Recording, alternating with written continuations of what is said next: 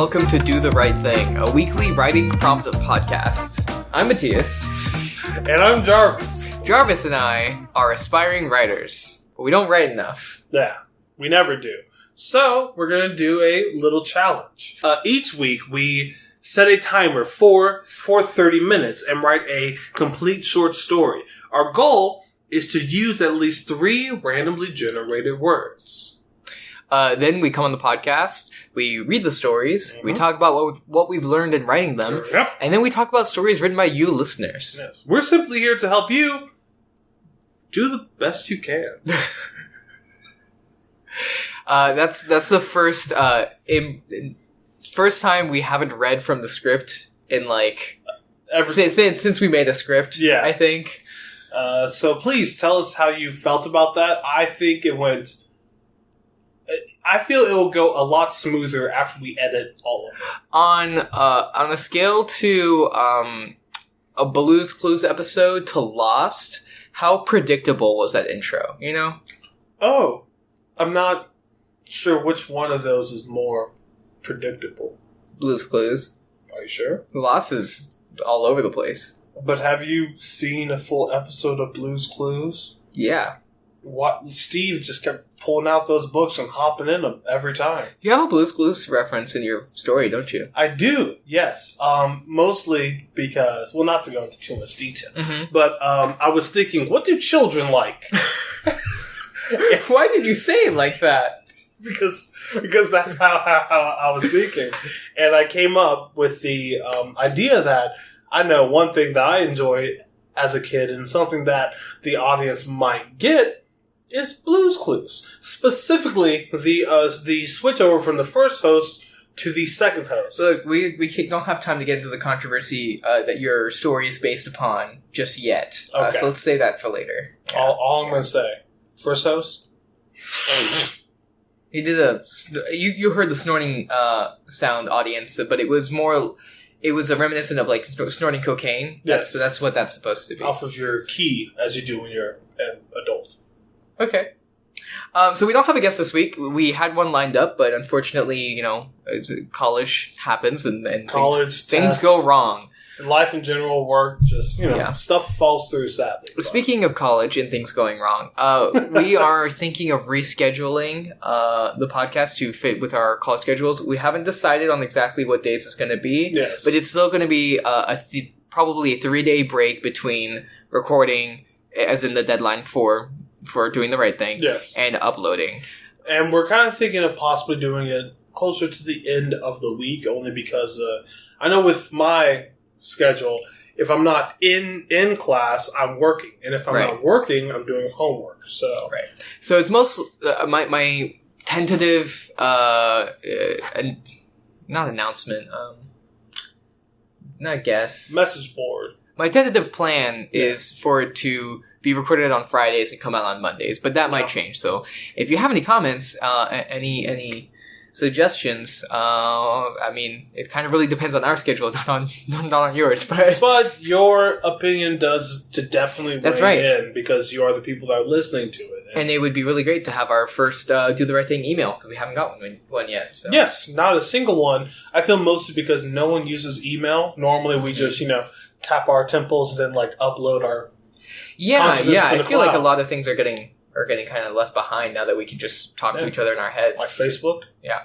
Who uses that? That's true. Driving? You don't really need to drive when you just have to step outside and then re-upload your soul into a vessel that's at the place that you want to be. Right, exactly. This week, the stories we got were we keep getting more and more. And yes. I found this week we had so many different people. Not necessarily we just had a lot of new faces, is what it felt like. Definitely. And we also did have a lot of the old ones, but there were a lot of new people that came in swinging, and they hit home runs through and through. Yep. One of which is someone that we both admire very much, who is the Matthew McConaughey. Matthew McConaughey, the famous author of Word. Yeah, J.C. McConaughey. Yeah. That's his name. J.C. McConaughey. Or, as most people know him as Wildbow. McConaughey is teaching at University of Austin? See, he used. Yeah, he's a graduate from University of Austin, Yeah. and then he's gone back. Well, so I remember that because in class, in English class in high school, we had to do reports on the colleges, and that was a really big selling point for University of Austin. And I mean, like, in the beginning, he was teaching there, but he was mostly Skyping in. Because during that time, I think he was actually filming the Beach Incredibles. Was he in the Okay. No. He was filming Beach Bum, which is a great movie. I would definitely recommend anyone going out and watching that movie, especially if you are a writer. This episode, I'm stealing your role. This episode, I have to say weird things, and then you have to stay on target. Wow. Focused. It's going to be crazy, but we can definitely do that. Mm-hmm. But back on to topic, as you were saying. I'm sure if Wildbow is listening to this episode, he listened to you start to mention it, and then I cut off and made us not talk about him for a while, and that's gotta be... I mean, I would be really annoyed. I mean, I'd be like, oh my god, come back to me, please. I feel that if Wildbow was listening to this episode, when we said hi, he would just turn it off. I feel like that's the right thing that for most people. That's not just... I mean, Wildbow's just really smart, so he probably would just recognize that earlier than a lot of other people. Yeah, because I will say, these people are stupid. I think I wanted to add to the intro, at the very end of it, I want to mention that we're part of the Doof Network, so I want to say, the most unprofessional podcast on the Doof Network. Okay, yeah. Although, I don't know, I feel like we might have to fight, I almost called it Vow to View, the OC podcast for that crown. But then again, now that they're the OC podcast, now Vow to View, they are more structured now, so we'll see. We could be the most impromptu podcast. We're not that impromptu. We're on a weekly schedule, Jarvis. But the thing is, they don't know that. I believe they do. They do know that we are on a weekly schedule because we say it at the end of every episode. I don't know. But yes, I think that would be nice to add something about us being a part of Doof, because Doof is ingrained in our DNA. You know what we need? We need badges. Yeah. We need badges. We need Doof badges. That way we can cut through all the red tape, you know? Yeah, so, when we're going... when we're walking down the street and then we see a, dead body on the side and, cops around it, we just hey... Doof. They just walk in. Yeah, so that comment was all for all you Twig fans out there. Anyway, let's talk about Wildbow. Wonder Bread. So he wrote this week. We're not gonna... it's not part of the selected 5 this week, so we're not gonna dive too much into it, but it's a short story set in the Pactverse? Yeah, Pactverse is correct. Multiverse. So I'm really glad to see that Wildbow's participating. Thank you so much. Yeah, and honestly, I read it. It's fantastic. Yeah, it's fun. I'm still getting through Worm, so I don't know if I read any spoilers for Pact. Well, now that I think about it, aren't connected. That story is the most recent work, right? So you should compare that to the first chapter of Worm. Okay. You just read that yesterday, right? Like a month ago, yes. Yeah. So how much has his writing improved since then?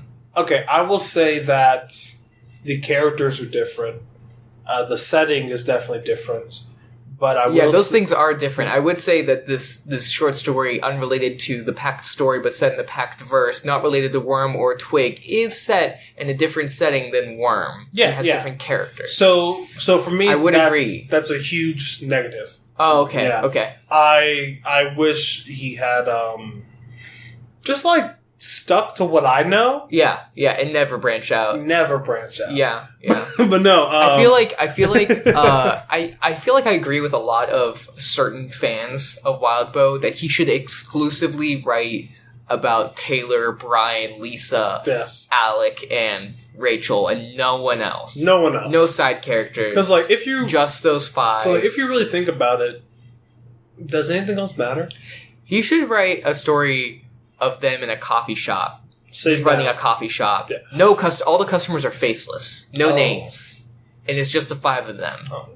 And they have superpowers, but they don't use them that much. So that's basically a slice of life comedy. Yes, but Taylor does do horrible things on the daily. Oh. But it's totally cool. Yes, Taylor. Because she's working the beat. Yeah. I see. But no, on the real, I will definitely say that I absolutely love the story. I can definitely see how granted that they are totally different and the voices that are being used are different, but I do feel I can see growth. I can see, especially for that first arc that I read not too long ago to reading this, I can see a lot more assuredness in the words that are being chosen. And that's probably just comes with him working on his craft for so many years. So there is more I would love to say about this, but we can't. So, but hopefully, hopefully, hard. Wildbow is going to submit again sometime, and we can talk about the things that I want to talk about. Yeah. So if you want to go read it, it is on the subreddit. Actually, it is on the subreddit. It's one of the more recent posts on the post for these words. I think it's actually 23, isn't it? No, 23 is the one that you posted the other day. Well, yeah. And the best way to find it is in the drop down to the side. You put either it's top rated or best or something, and you can sort his it work by should new. probably be the first. Oh yeah, he's definitely the most upvoted. Yeah. Because if we did by new, it would be my story. Yeah. Well, it'll be my story because I haven't submitted mine yet. Oh. I don't have Wi-Fi. It's not my fault. Yeah, so right now we're doing this off the grid. Oh, also, this is being recorded at a different time. We got an announcement that Ruben and Elliot from the Deep Impact series are going to do a very short episode of Deep Impact on this short story written by Wildbow for because the right it's thing. set in the same universe. Because it's set in Pact, which is really cool. So actually, that's a really great way to cross-pollinate. Well, okay, that's one way to phrase it. But if you haven't read Pact or you haven't caught up with Deep Impact, you should go listen to that episode because it's completely unrelated to the rest of the story, right? It just has a touch of the magic. It really doesn't reveal too much that you would know reading Pact. So I would absolutely recommend. In fact, actually, because it's like in a different. I don't want to say different setting. Like it's a different place in the world of Pact. The magic is even it might throw you off the trail a little bit. So I would really recommend you go listen to that episode, and that's a good way to get their dynamic without having started Pact yet. So definitely. I don't know if that episode is out yet by the time this episode comes out. Probably not, but it should be coming out soon. Yes. So keep your eyes peeled for it. I guarantee you'll enjoy it almost as much as you enjoy a good scotch on a hot summer's day. Those are my favorite. Hey, this is Matthias again. You just heard me talk about the short Deep Impact on Wildbow's Do the Right Thing submission. I was just told that it's going to be a patron exclusive. So if you are donating at the $1 level or above, if you go to patreon.com, you'll be able to access that episode. If you are not a patron, unfortunately, you won't be able to see it just yet, but consider that another reason to consider donating because you'll get that exclusive episode as well as other amazing content. Back to the podcast. So, Matthias, the words for this week. Yes, the words. Well, I want to say that there's just there was some great commenting back and forth. We got a record high of comments. 80 something at this point. Yeah. Which is fantastic. Thank you to everyone who commented on each other's stories and created discussion. That's so encouraging, and that's what makes writing for this feel good. Yeah. It's because as we've established over these last couple episodes, we can't talk about every story, right? But we try and talk about the ones that we feel we can talk most about. Well, the 4 randomly selected and then the 1. And then also just shout out everyone for doing the right thing. Yeah, because it's really hard to do stuff in a vacuum. It's hard enough to get motivation for yourself, right? It's for other people, right? Much less if you don't have other people to work for. So, thank you for everyone that is being on the subreddit and encouraging people to write that way. So the words for this week are what, Matthias? The words for this week are forgot. Stray, dull, historical, and rightful. Which, at least for me, it was a lot more difficult to write with those words this week than I thought. Really? Yeah. I feel mostly because I saw within a lot of the stories people gravitate towards the word doll. Because there's a whole host of different things you can do with a doll. And a lot of times the doll is alive. It could be human size. It could be science. It could be a American Girl doll. A Bratz doll. Okay. Some big variety right there. Yeah, man. I mean, one of them's big and one of them's small. That's true. Aren't Bratz dolls, like, fairly large, too? No. They're, like, medium-sized in my mind. Okay, well, they're not like... Okay, so what size would you consider a normal doll? Barbie size? Barbie size. Barbie doll size? Okay, I think Bratz are a little bit taller than Barbies. Yeah, and thicker. Ew. That's not what I meant. So you said you had trouble this week. Yeah, for one, it was, because this was the first official week of school. That's true. It was tough. It was tough. Not the actual classes part. Like, for the most part, I think both of us found that pretty easy because we don't have any homework yet. Yeah. But, we're both working for rent at the same time, right? And we're doing this podcast, and we have all our side projects, which are going to get even more attention-seeking as the year goes on, so we'll see. But, I mean, yeah, I just feel that, as of what you said, I was, if I wasn't in class, I was working at a Starbucks, giving everyone and their mother a caramel macchiato. Then, I wanted to kind of reconnect to some of those people that I didn't see over the summer and just all that jazz. But I say all that to say that I didn't have a whole lot of time to really dedicate to doing the right thing. But thankfully, I only need 30 minutes. That's right. It makes it a lot easier. Actually, that's something I do want to talk about is that, recently especially, since I've been so busy, I haven't had time for a lot of recreational writing. Like, the only writing I've done in the last couple weeks has been doing the right thing. A couple weeks before that, I was doing some of my own stuff. Yeah. And it really, it makes me feel like I'm missing out on a lot of practice, right? There's a lot of stuff that, I don't feel I'm honing a lot of the time. And this is helping a lot. One of the main things it's doing, though, is pointing out that, I haven't practiced on this aspect like I wanted to.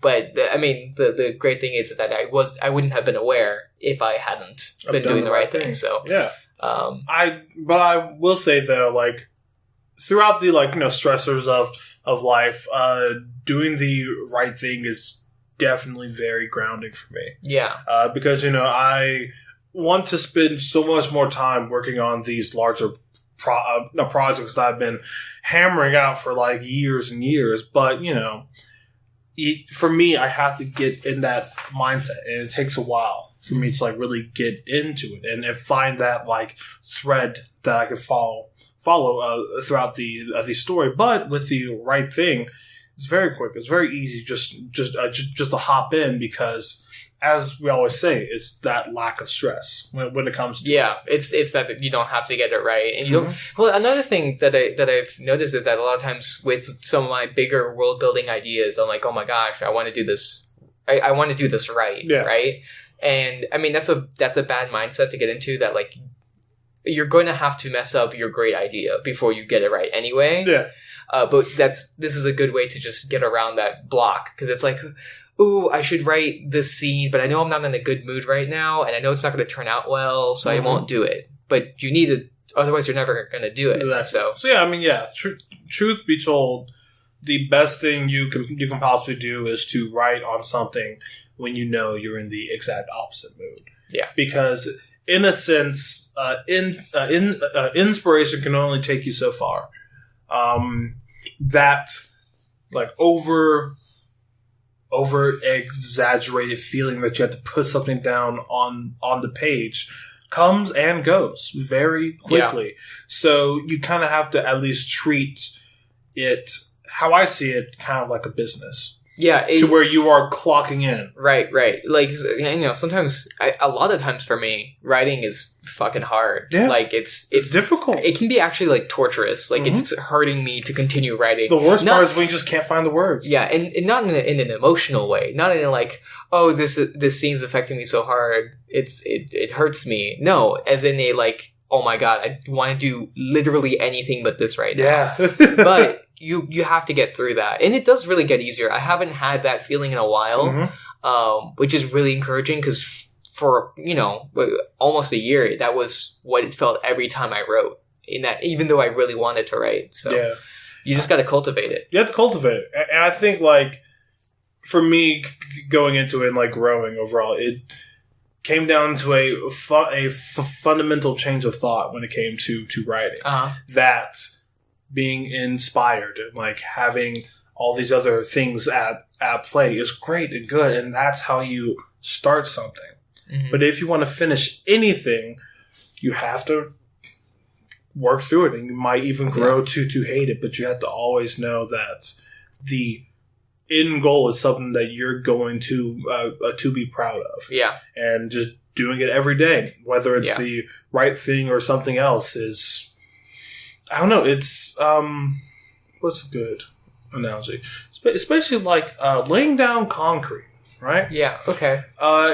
You doing the right thing and basically cultivating this work ethic towards writing is you putting down the wooden planks that guards off the area that you're going to lay down the concrete. Okay. Now, the cement is a nice mixture of creativity and inspiration. All right. Plus that well-thought work ethic. Okay. And you mix it in a stew, adding water. In a stew? Okay. He's doing a cement mixer. Mixing motion for that, by the way. And then you add in the water. Okay. Which is time. The water's time. You have to make sure you put enough water or else it won't work. You're right. Because it won't be able to congeal. But and too much water and it'll be too liquidy and runny. Like too much water. And that's not good. Well, see, too much water. You don't want snotty cement. You don't want snotty creative cement. Because too much water can be got too much thought.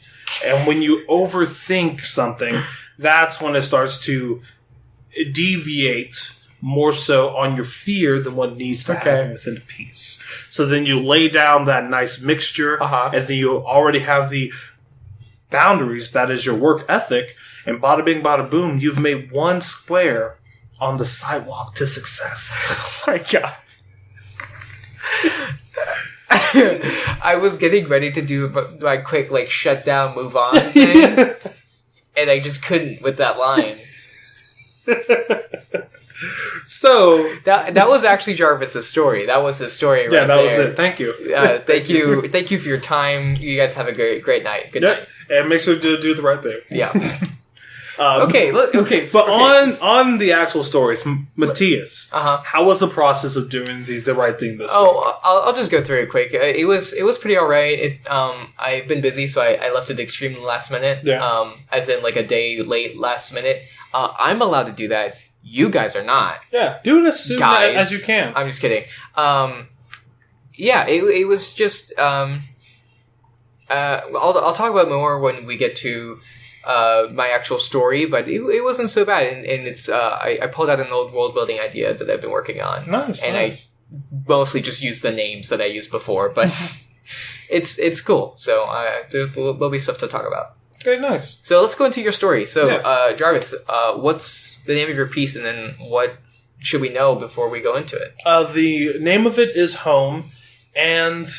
Home? No, it's House. House. Yes. Okay, I was going to say, like, if you're going to use the word Home as your title, you're only allowed to title each piece, like, you're only allowed to use titles one time for each piece per person. Oh, damn. Do you know that, right? I didn't know that. So if you named it Home, you're never allowed to use the word Home as a title. Like, that's too good of a title to just waste on a... Like Homestuck.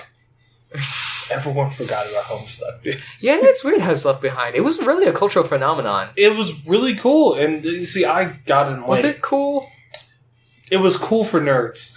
Was it cool for nerds? It was cool for nerds that live in Pflugerville, okay? Okay. But I did see the other day someone walking around with a Homestuck t-shirt. Okay. No, I was afraid that you were going to say with the Homestuck, like, horns and makeup. Like, that's cool. It's cool if you're going to cosplay thing. But you shouldn't be going to class like that. Unless if you just came off a cosplay thing. Then I can understand. And also, do what you do. But either way. Yes. Homestuck, as I understand, is good. I'm not hating on Homestuck. Have you read it? No. Or played it? I started it and then I got really bored. The beginning is so hard to get through. It's a hard beginning. It's very boring. Anyway, let's... Yeah. So, my story has nothing to do with Homestuck. It's is named House, which was definitely a last minute title, and I don't like naming things House. Just in general. I don't like using the word house. What I don't quite understand is why you would name it after a doctor on a TV show. See, that's the thing. That my show was missing link. So good, and I love how they just had this asshole character walk around, and they'll see someone coughing. It's like, oh, it's lupus. You have foot cancer, and then like stabs his cane in it, and he fixes it out of nowhere. But either way, that's my favorite episode. Yeah, that was the very last one. But yeah, so basically, I don't know. I don't know if there's really too much that I have to really get into when it starts. I tried for something different.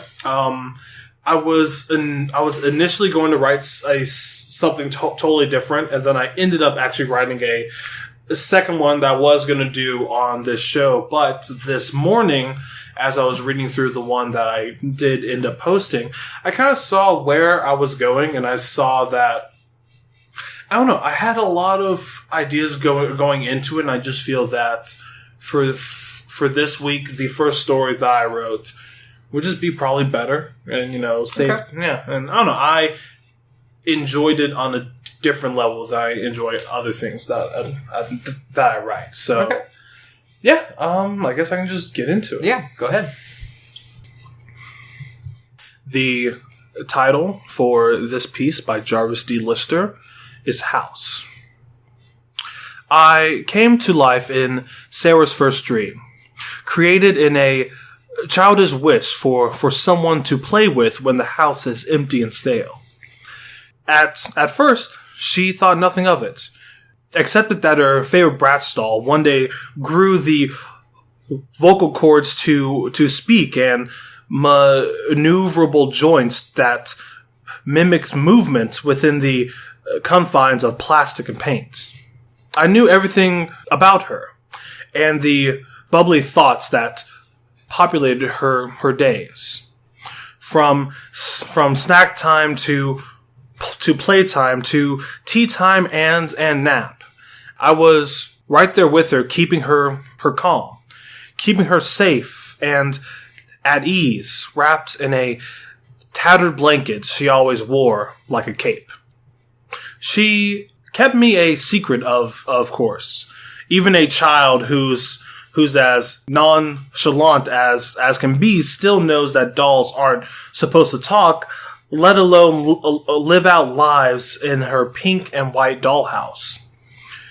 So she kept me in the house. Replaced my plastic bed with a few scraps stripped from her baby clothes, and a sponge she swiped from underneath the kitchen sink. She tried her darndest to mimic the food on all our plastic meal plates. And after tired nights and a tear or two ran from frustration, I assured her bread and water is fine. Couldn't bring myself to tell her I didn't need any of it. Gave her too much joy to try through all the frustration. In the dollhouse of misfits, I was the stray. Or at least that's how her parents explained me being in the house, but not looking like any of the other dolls. Gave her something to connect with. Her being a stray too, in some sense. The others in the house had jobs and loves and lives outside of the house. I had none of that. Stayed in a big, empty house and lived out the life a 5-year-old thinks adults live.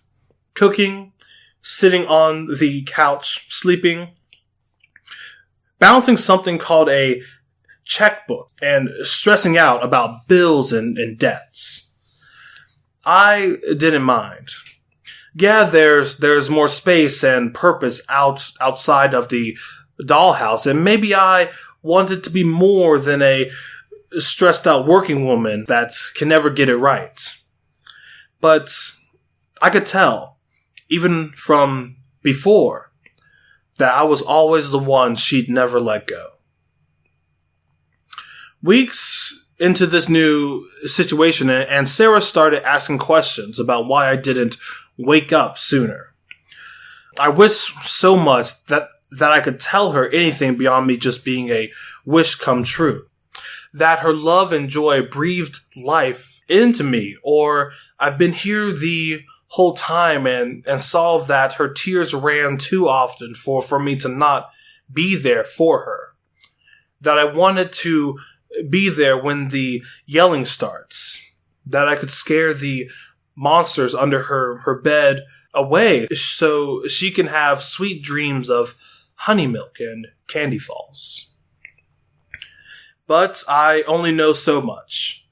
Not sure at all where it's stored because I'm as sure as I am about the first host of Blue's Clues being far superior than the second that I don't have a brain in this hollow plastic.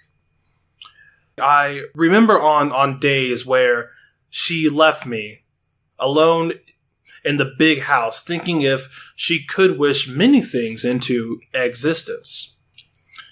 For all I know, she could be a little clairvoyant, or maybe it was as simple as it was.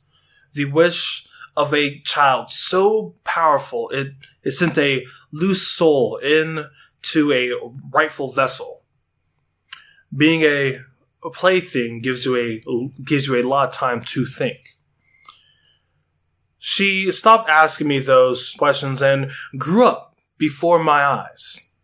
Stopped wearing her favorite pink shirt and overalls and started wearing more hoodies and ripped jeans. Eventually, it came time for the house to be thrown away. Fell into disarray after the cake fiasco of '09. She kept me, though. Put in a shelf and gave me a throne right above where she slept.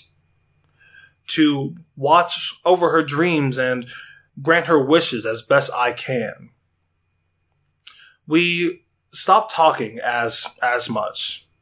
Sometimes I'd be doing all the talking, letting my mind ramble on as she listened and smiled. One day, as she was sleeping, there was a knock on her window that shook her awake.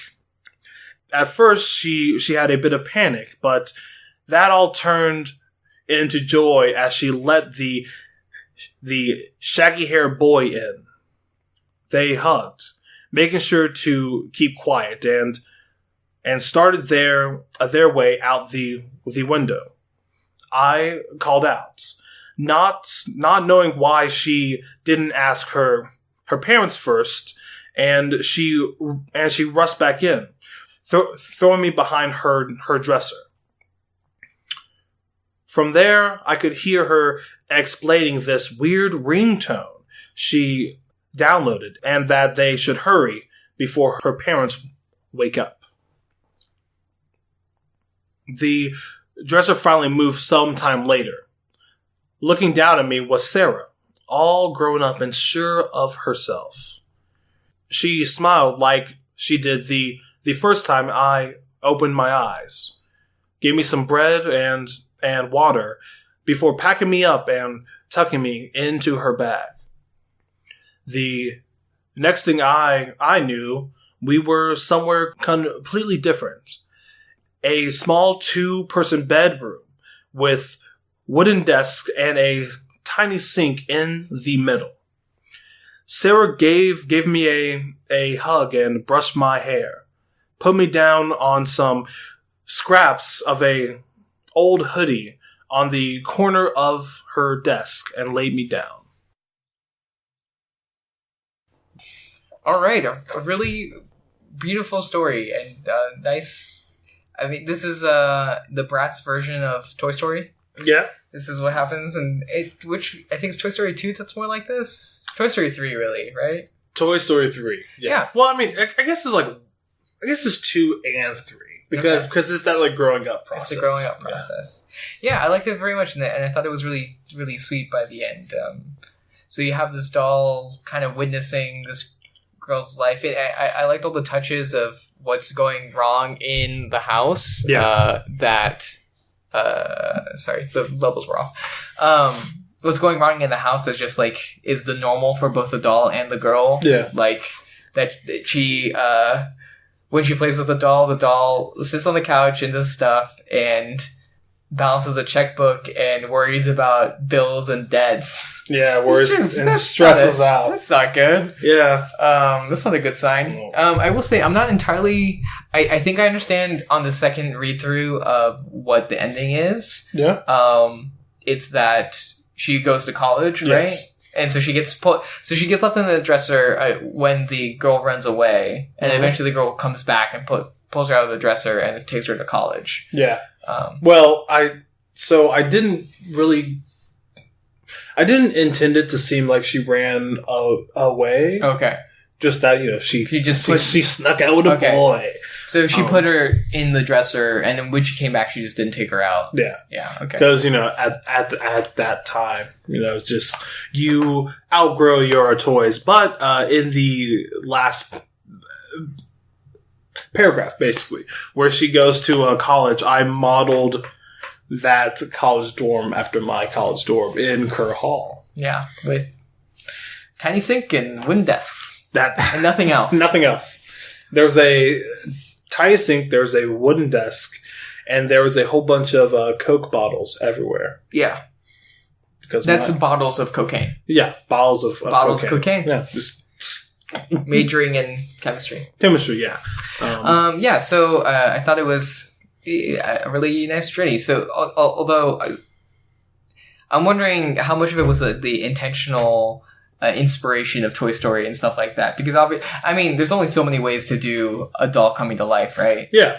To be honest, as I was writing it, Toy Story didn't once come in. Really? It's all subconscious? Mind. Yeah. Yeah, it could have been subconscious. It probably was. That's me. But, yeah, I don't know. Hang me out to dry, right? But I don't necessarily like Toy Story that much. Whoa, what? I think it's... I get it. The writing is very smart, and it did a whole bunch of things that's never been done before, and it made so many leads and storytelling, and especially animation. But as a kid, I never really liked it. I guess probably just because as a kid you didn't know what a good story was. Oh. That is true too. But yeah, so throughout the process of writing it, Toy Story never really came to mind. I was thinking of Tiny Soldiers though. Tiny Soldiers was a terrifying movie as a child. Loved it. I was terrified. I was like, my toys are going to come to life and kill me. Yeah. I'm going to die. They find knives and they figure out ways to shoot it. It's crazy. I was very scared. And then he partnered up with the native toys, I think. I don't remember. Oh, well, they were good toys versus bad toys. But yeah, I was thinking of that, and I just always wanted to write something that has to do with tiny things. And yeah, I don't know.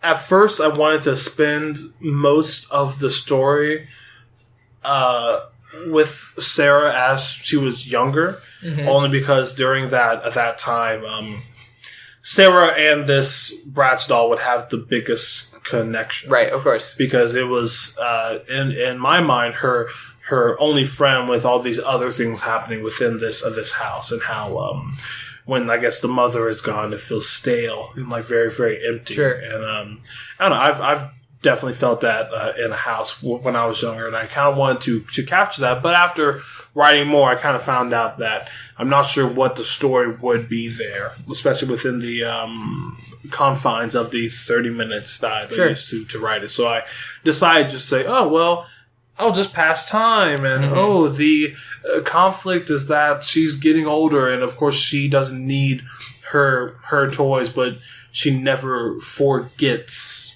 where she's quote unquote came from. Sure. Oh yeah, one thing I really liked was how you balance the edge of it being the doll being alive or not as it goes. I think by the end we know that it's not actually really alive, because it doesn't get out of the drawer, right? Like, Yeah. it doesn't have much agency at all besides when she's around the human.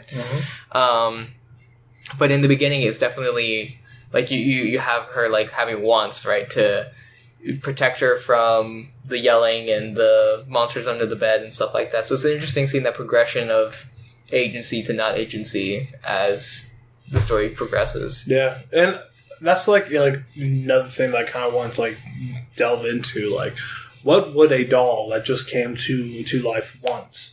What would it do?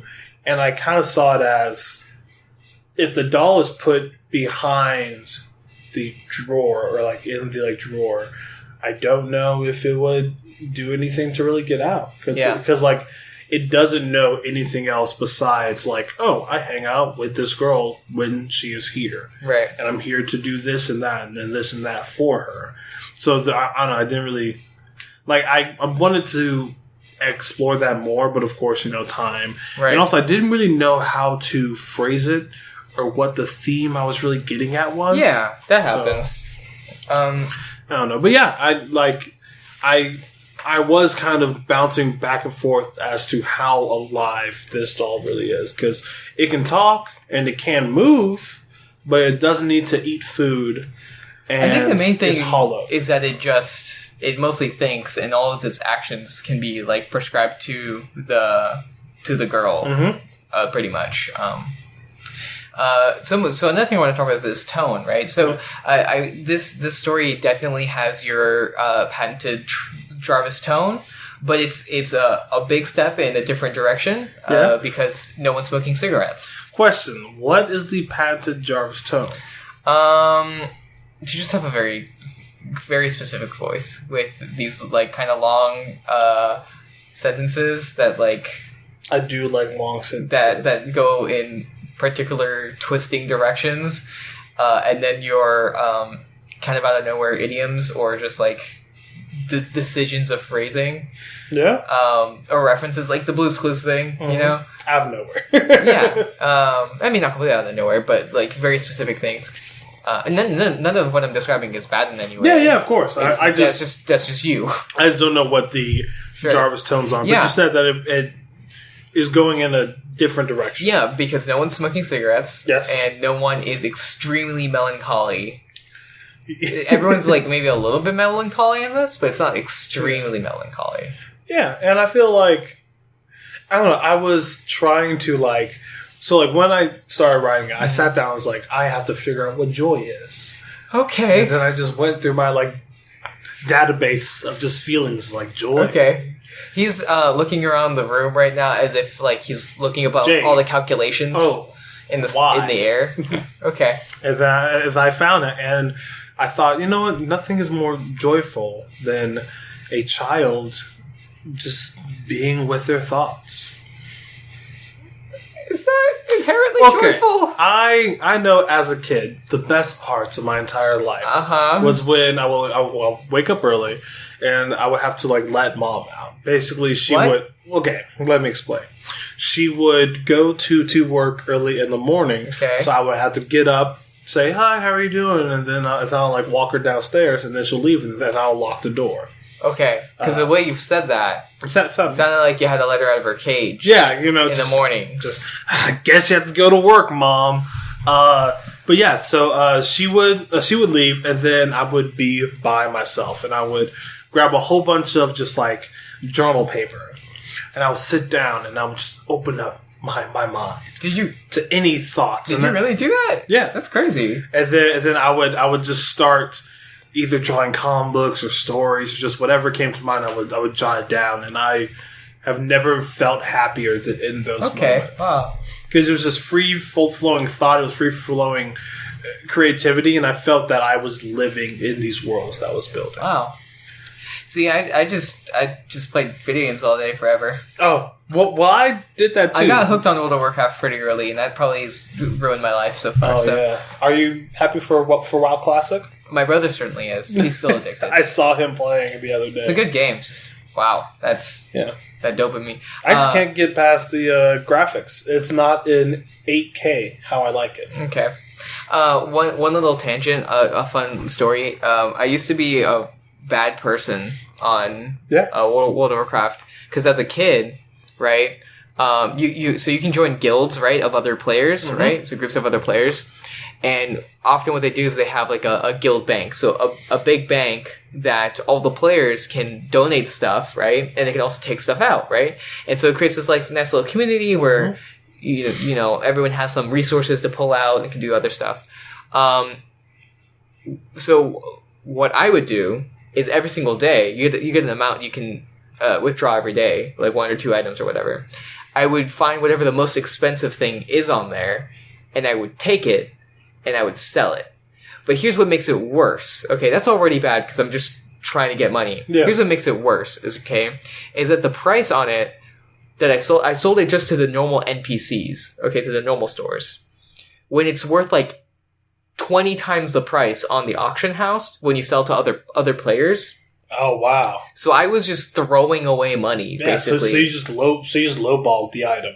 Extremely, and no one benefited because it didn't go to another person. Like these are items that have to be like created like in game by other players. Oh wow! And I was basically burning it for pennies. I still feel so guilty about it. But the thing is, you just knew what the grind was. Yeah. Woke up every day. It's like, oh, the like sword of like Zoran. Let me just gotta steal that. Oh, 7 gold. Yeah, take it. Whatever. That's actually accurate. It's probably like about that amount, and that's not that much in.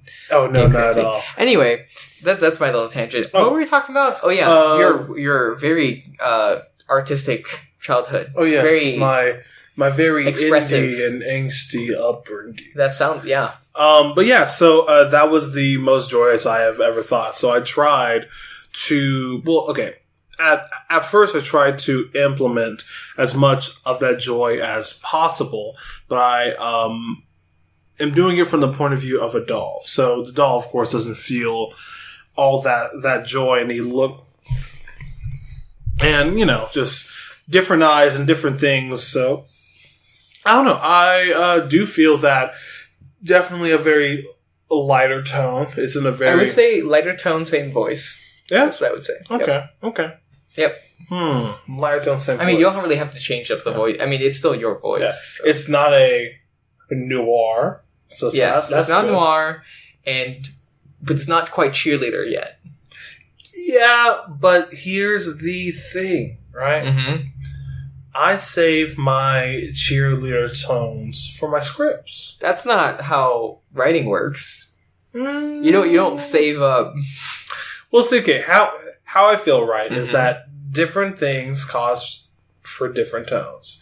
So, not to tell anyone too much information, but I've been working on a pilot script for this idea that I call Concrete City. I don't even know have I mentioned it on the podcast? No. Oh, well. My neighborhood is called Cement City because it doesn't have much grass. Yeah. But, yeah. It's ugly. It's very similar. It's a town that used to be a very large factory, but it has been turned to this kind of suburb where it's very lawless, and there is no vegetation whatsoever because of the crude stuff they were pumping from the earth. It's killed everything in the area. Okay. But I've been working on... So you want to save your cheerleader tone for that story? Well, I have. Because I've been working on the pilot. And even though, like, the setting is kind of dire, it's a hardcore comedy with just, like, action elements. And it doesn't even mimic what my normal voice, or what the voice I've been using for other things. Okay. Like Weekend City is We'll see. But I just find that a little more difficult for me to implement that tone that I have in that project and in my scripts to a more, to like writing, to like short story. Now that I think about it, I have read some of your scripts and they are very different. They have, I mean, inherently they're going to have a different voice because it's a different medium, right? Yeah. You don't write as much description in the same way as prose, right? Mm-hmm. But I will say they're basically different voices. Your script voice and your prose voice. Mm-hmm. which is interesting to think about. And I feel it's because with these scripts, you don't have to fill in the blanks as much. Yeah. Leave a blank for the director. Yeah, you are solely hammering out what the story is and the actions, and you can add a little bit of what the emotion behind it is and all that jazz. But when it comes to actually writing prose, you have to spell all that out. You should write a Do the Right Thing script for one of these upcoming Do the Right Things. Maybe not next week, but sometime. Yeah, I would really want to. Show us how it's done, Jarvis. Yeah, I don't mean to flex, but yeah, I definitely want to do that because it's like literally for the majority of my life, I think, or the majority of my writing career, quote quote, I was writing screenplays, and it's only within like the last 3-ish to 2-ish years that I've actually tried to try my hand at prose. And now you're a creative writing major, so yeah, I'm a creative writing major. That's how the cookie crumbles. But yeah, I do want to try to differentiate my voice when it comes to writing prose, and I guess in some ways step outside of myself when it comes to writing prose. Okay. Well, on that, so what would you do to, if you rewrote this story, what would you change?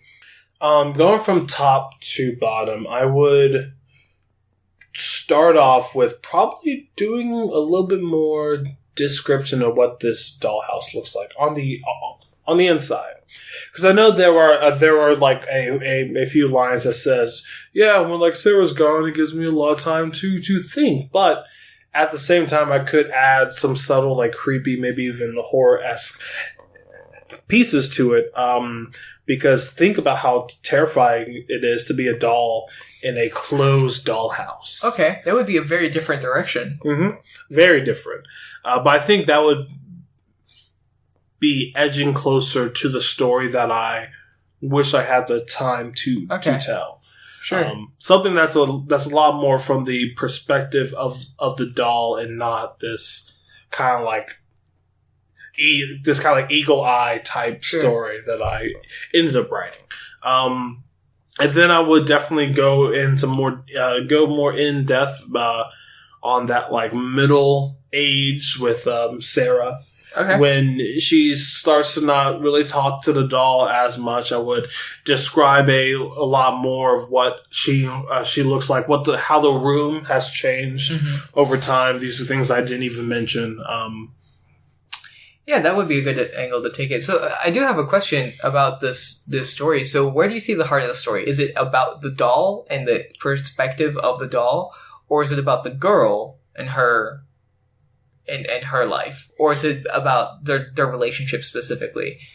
Because these are 3 different directions. Because if you're talking about the doll and it's like dolls having an existential crisis, that's an entirely different story from the girl's growing up and becoming a different person and watch her grow. And I feel that's where the biggest struggle was with it, and that's why I don't feel it's like my strongest piece, is because I wanted to do all 3 of those things, and I feel that they coexist very well, and they can't all be done. But I would say the heart of it, for me at least, is the perspective of all this from the doll and the connection between this doll and Sarah, but also how all of the things that the doll does is centered around Sarah. Okay. So it's about the doll and their relationship. Yeah. Okay. So through the doll's eyes, you will get the evolution of this girl, Sarah.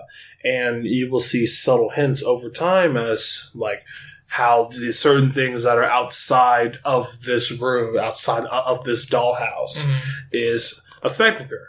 But of course, none of that's in that, because when I was writing it, I didn't really have all my ducks in order. Okay. And, hindsight is definitely 20/20. But yeah, I will say that that's the heart of it. So yeah, going back, I would just kind of make that decision in the beginning and not at the end, and have a better ending. There's more we can say about it, but I think we do need to move on. Yes, to the we next do. Section. Actually, I just thought of something. we really need to get our time down because I just thought of a great new section that I want to add, but we do not have time for. What is it? I want to have an idea corner where we just talk about an idea that we wrote in our notebooks one time a week. I've got a lot of ideas in my notebook. And yeah, that's what you should do, by the way. Definitely either carry around a notebook or have a Google Doc or something. Or and just open have up the messaging app on your phone. Yes. But just immediately write down your idea as soon as you have it because it will fly away immediately. Also, there's some just really cool ideas you have. And even if you don't actually use it directly, at least by writing it down, you'll commit it to memory. Yeah, definitely. And you might bring it up later. Because I know for me, at least, I'll just be walking and then I'm just hit with this stream of either dialogue or this description that I really want to use. But I know if I don't do something then, it's going to be lost back in the ether. So I just whip out my phone. I have a nice little memo app. Type it up, it saves, and I can move on. If you say you'll remember it, and you don't write it down, you're not going to remember it. Exactly. One recent one, brilliant idea I thought of. What if a cleaning lady got isekai'd into an RPG universe? Isekai'd is an anime genre in which it's a character in real life, usually very boring character, gets put into a role-playing game, like a medieval fantasy. Yeah. World. So it's basically bad, I don't know. But let's move on to that. It is Sword Art Online. It's Log Horizon. It's Konosuba. That's like 90% of new anime this year. Anyway, the idea was the cleaning lady gets isekai'd, and she gets thematic powers. So now she has poison attacks because of her cleaning stuff. Because she cleans the blood. So now she's a body. ninja with poison. But she still wears a French-made outfit. Of course, because it's anime. Okay, let's go to talk about me. Matthias, what was the last thing that you put in your body? What? That's not what I meant when we talk about me. Matthias. It was honey, by the way. Honey. I just ate some honey. I just have a bottle of honey that I just gobble it all up by itself. It's just clover honey. It's honey, special kind of honey. So, doing the right thing for this week. How did it do with your story? Well, I already said this mostly, but it was actually now that it was split into multiple sessions. Actually, I don't really set a timer anymore. Everyone can do the right thing on their own terms. And doing it, setting a timer is an awesome way to get yourself to write. And I needed that for a long time. And even if you don't need it, it's still really good. But I will say one thing. You should always pay attention to your word count. Yes. Because if you... if you can avoid doing that, actually, I think that's a good thing because, I get caught up on, especially if I'm setting a limit, make sure to write 500 words. Yeah. I just check it constantly until I just hit the bare minimum. Yeah. Well, then maybe just distract myself. Well, maybe it's just me, but I don't want to write way too much. For the right thing, yeah. Yeah. But, in general, if you're just writing, dude, write as much as you possibly can. Just keep on going until you finish that chapter, finish that piece, finish that idea, because at the end of the day, a word count is word not. I don't know what that meant, but when I sat down to start writing, it took me a bit to get started, but then I got started and I had just wrote enough to get an idea where it was going to go. Yeah. And then stuff came up and I had to leave, and then I only got to writing to finish it the next day. I wrote 70% of it the next day. But surprisingly, all the ideas pretty much stayed, and I actually stayed pretty true to it. It's not perfectly executed, and there's stuff that I'm going to talk about what I would like to change, but for a first draft, I'm pretty satisfied with it. All right, cool. So is there anything that they need to know about the world that you're playing in? I couldn't think of a good way to phrase the title, so this is just going to be called The Royal Doll. Beep bop boop. Rayla had her back properly straight, hands in her lap, just as the Grand Vizier had told her. This was an exceptionally important performance, and it was even more important that Rayla not cause a mistake and mess it up. She had to get every line in the script perfect. Behind a mask of pale makeup and glittering jewelry, Rayla felt like a porcelain doll. She was above everyone else in the throne room, at the top of the tall dais. She felt separated from the wide room, from all the courtiers whispering and shuffling around it in restrained panic, disconnected from the screams outside the windows, a world away. She felt like an observer, and if all went according to Grand Vizier Tomas's plans, that's all she would need to be. Across the throne room, the heavy regal doors opened with an impressive creak. Purple daylight suffused the chamber, filtered through the colored curtains. The murmuring of the courtiers halted. Royal retinue of the invading army of Cadiz stepped into the room. As the announcers and musicians shuffled into place, a breeze whispered through the open windows, bringing with it sea salt and smoke. Outside, the capital burned. A man stepped through the doors, flanked by soldiers in steel and the glaring yellow of Cadiz. One of them carried a banner, a snake with a gaping maw twisting around the fabric. It had a spatter of bright red blood that had landed across the mouth of the snake. Rayla wondered if that had been intentional, to make the fangs of the snake drip with the blood of a fresh kill. The man wore black, flowing robes trimmed in that yellow, and a smile that glinted. He wore a thin crown on his head, askance over black hair. He was ugly, with an overlong nose and a thick brow, but he seemed confident in a way that made Rayla think he must be considered very handsome back where he came from. As he stepped in, he looked to one side, where the musicians were sweating in fear, then rolled his gaze to Grand Vizier Tomas. He gave the slightest nod to the musicians. The horns crashed through the silence, an awkward triumphant sound over the sullen wind, and then whimpered away. A eunuch from the Cadian retinue stepped to the side and cleared his throat.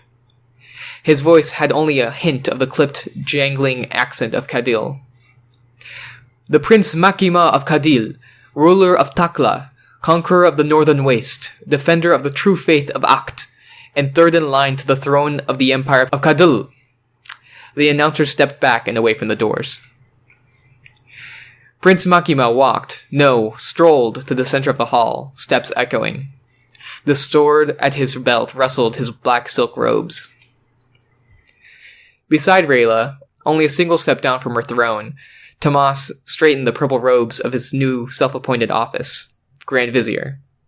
Well, that wasn't entirely true. Rayla had been the one to announce it to the court, but everyone knew it was Tomas that truly ruled, even Rayla. Tomas nodded to the court announcer, a young boy with an exceptionally clear voice. You are now approaching the throne of Queen Rayla II of Acest, Jewel of the Silk Sea, rightful heir to the Eldic bloodline, the race of kings. Rayla snapped a look at the court announcer. He kept his eyes pointedly forward. Rightful heir? While it was true that Rayla was descended from them, she never entertained the thought of being their heir. Was it another play by Tomas? He was smiling wide, seeming to study the prince's face for something.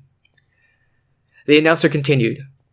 You will be addressed by the Grand Vizier Tomas, High Advisor, Mouth of the Capital, Grand Master of Coin, Marshal of the Palace Guard, and Ambassador to all the world. Tomas bowed deeply before raising his hands and addressing all of the invaders, no hint of hatred in his face. Welcome, honored guests. You have fought long and hard to get here, and you will be honored for your glories. He motioned to the courtiers and nobles around the room, and after only a moment's hesitation, they burst into applause. More servants, just like Rayla. This was a show of power by Tomas, Rayla was sure. If he could get the nobility to applaud their own conquerors, he would no doubt appear to be a useful servant to the Empire of Cadiz. Tomas raised a hand, and the applause ended as quickly as it had started. Please, how can this humble servant of the Crown of Acest be of service? Prince Makima sniffed. I am surprised by your welcome, Vizier. I would think that the insects of Acest would fight harder to protect their queen. Tomas took the insult in stride. Of course, but in our humble wisdom we determined that we were nothing in the might of the followers of the Great Serpent. We submit ourselves to your grace, Grand Prince of Cadiz. The Crown of Acest and the Empire of Cadiz have historically been friends, my prince, and they may be again if My lady, how do I win your favor? Makima interrupted. He was looking straight past Tomas and right at Rayla. A slice of light pierced between the curtains and landed across his eyes. They were brown, and in the light they almost glowed a soft orange. Kind eyes that betrayed a hint of burning fire behind them. Tomas spoke, his voice ingratiating. My dear prince, our lady would only ask. Silence, Makima said. His gaze fixed on Rayla's, unmoving. I asked your queen this question. Rayla's heart stopped. She couldn't remember the last time someone had asked a question expecting her to answer. Even behind closed doors, he had decided everything for her, made sure she got proper meals, that she was not overworked in public appearances, that she was kept safe from assassins and enemies of the crown. Tomas was looking at her now, hoping that she would make a mistake, would make a wrong move and doom them all, hoping that this child, too stupid to truly rule, would say the right thing to deter this conqueror from burning the nation. Kill him. The words were out of Rayla's mouth before she knew she wanted to say them. Tomas's eyes widened, flickering with confusion, then shock. His brow furrowed in anger and finally, fear. He turned just in time for Makima to step forward and slide his sword into Tomas's gut. A gasp echoed through the room, a collective sound from the mass of courtiers, but it felt like Tomas's last breath. He collapsed on the steps.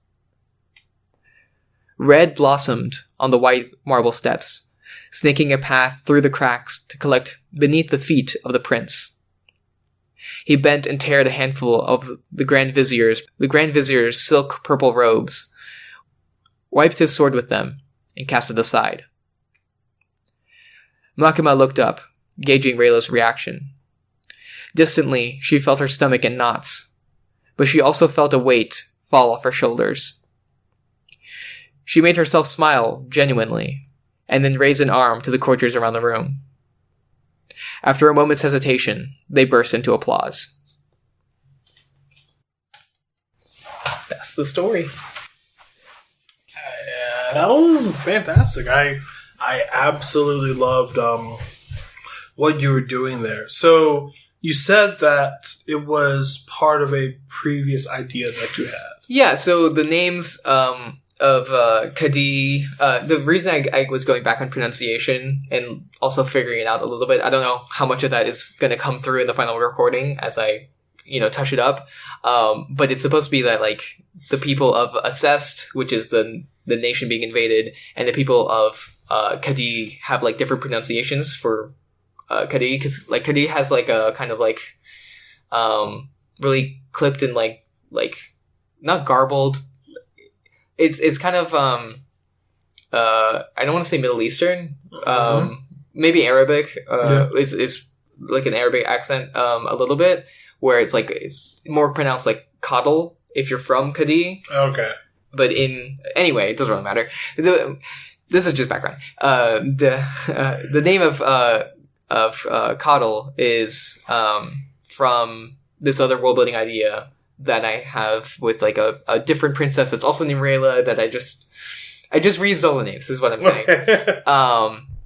But Coddle is, like, a big empire in that one, too. Yeah. Anyway, so I have had, like, these ideas of, like, princes and princesses and empires and stuff floating around. So I had, like, some of the culture already in mind. Okay. My problem with my world building is I have a really easy and good time thinking of, like, the world itself and some of the bigger conflicts and fantasy races and governments and stuff like that. But I really, really struggle with characters a lot of the time. Mm-hmm. And one aspect that I really like about other stories is their magic, and I'm really bad at coming up with magic systems so far. Mm. So that doesn't show up in the story, but that's actually one of the reasons I haven't actually fully written that story. It's just because I know I want there to be a magic system, but I can't think of a good one.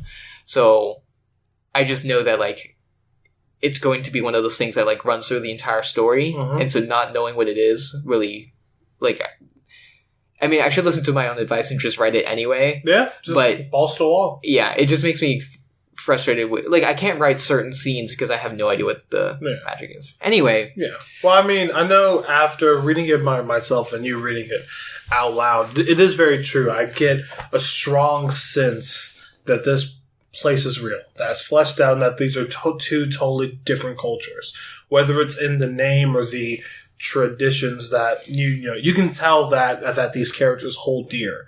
I also like that you play with the idea of the princess just being a figurehead, and how all of the strings were being pulled by Tomas, which I thought, after hearing like a whole bunch of names and then Tomas, like his name definitely stands out, and similar to the character his self. So yeah, overall, I just really liked it. I liked the twist at the end that the person that was making all the decisions apparently is just killed. Yeah, straight up. So that I don't know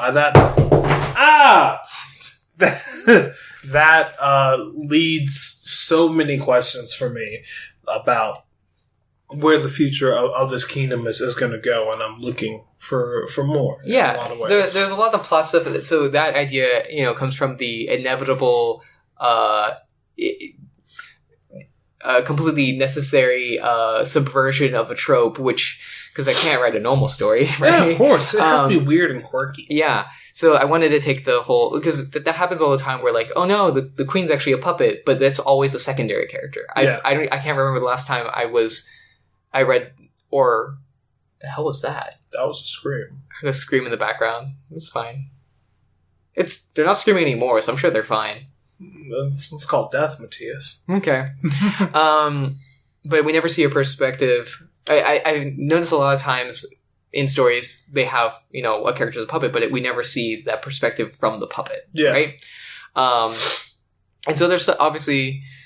So I was actually trying to do multiple things in this, and I think I had more of it in my first write of some things, and I sacrificed them when I was doing the quick edits. Yeah. So if I was going to go back, I would put them back in a better way. But originally, I was trying to carry across that Rayla really thought of herself as stupid. And the result would be that it's because of endless, like, just beating down upon, like, abuse, basically. But I don't want to see, like, familial abuse because there's no real family there. But, but the Grand Prince, like, basically not brainwashing her, but, like, making her self-worth go way down, be like, oh, you can't rule, you're too dumb to rule, you can't do anything about yourself, you need everyone to help you. And then her, like, internalizing it and just being, like, the one step, not the one rebellion back, but it's in the perfect time. So, and in the world, there's, like, some interesting after effects that would have happened if I write the story. We'll see. I mean, that was definitely something I was kind of looking for as reading it.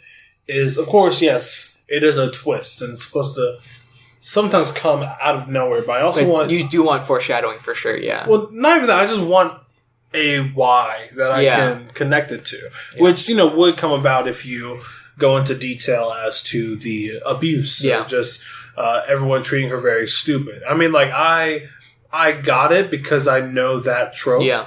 And I do like the route that you went with it. But I think in this story, specifically, that connection would have made me think, like, oh shit, when she said kill him. Yeah.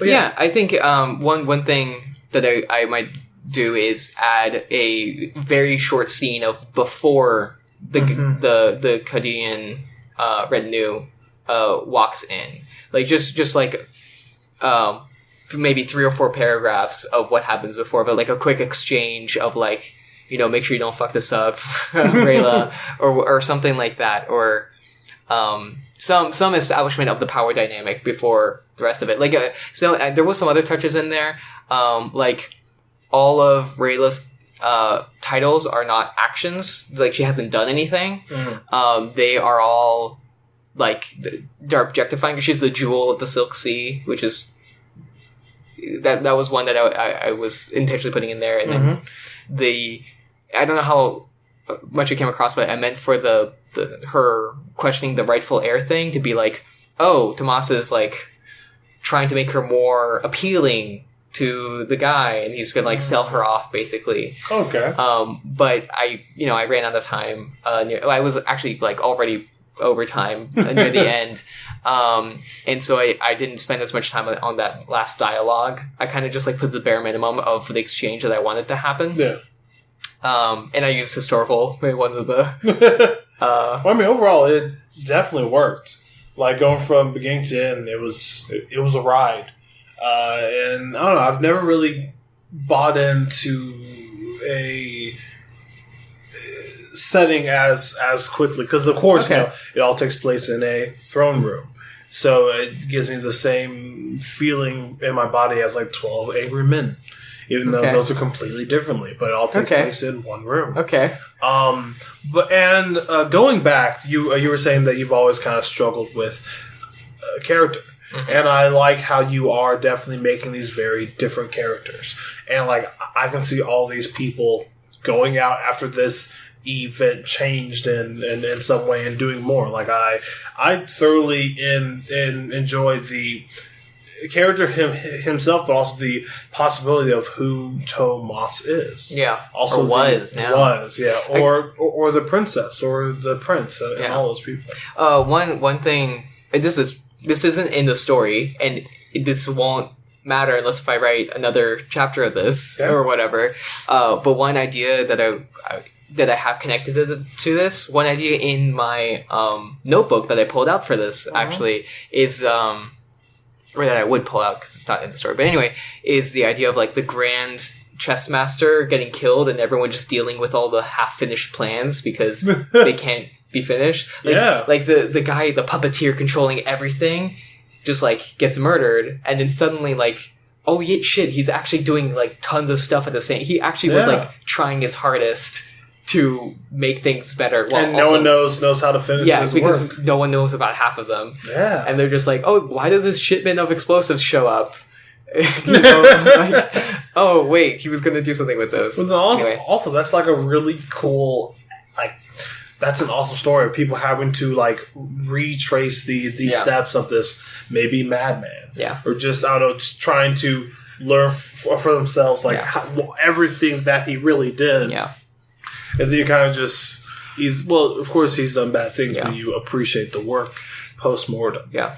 So that idea is not really in this story. But so going back to the actual text, I think one thing that I'm really missing here is more of Rayla's character. Because another little aspect that I put in there a little bit, but I didn't focus on it as much as I wanted to, is how she feels detached from the room, right? Yeah. I wanted to be like a close third-person limited, but I ended up writing it as almost a third-person omniscient. Not quite there. Like, you don't read other people's thoughts, but we don't see that much of Rayla's emotions through this, and she is like dissociating because of just her role as a puppet, right? She feels like a doll and stuff like that. But it's not. I don't focus on that. I don't focus on that experience in her like internalizing that as much as I would want to. Yeah. Like I think if I were to rewrite something like this, I don't think I could rewrite this in 30 minutes and have both the description that I want and the emotional stuff that I want. Yeah. So that's not really a mistake. It's just a different allocation of resources.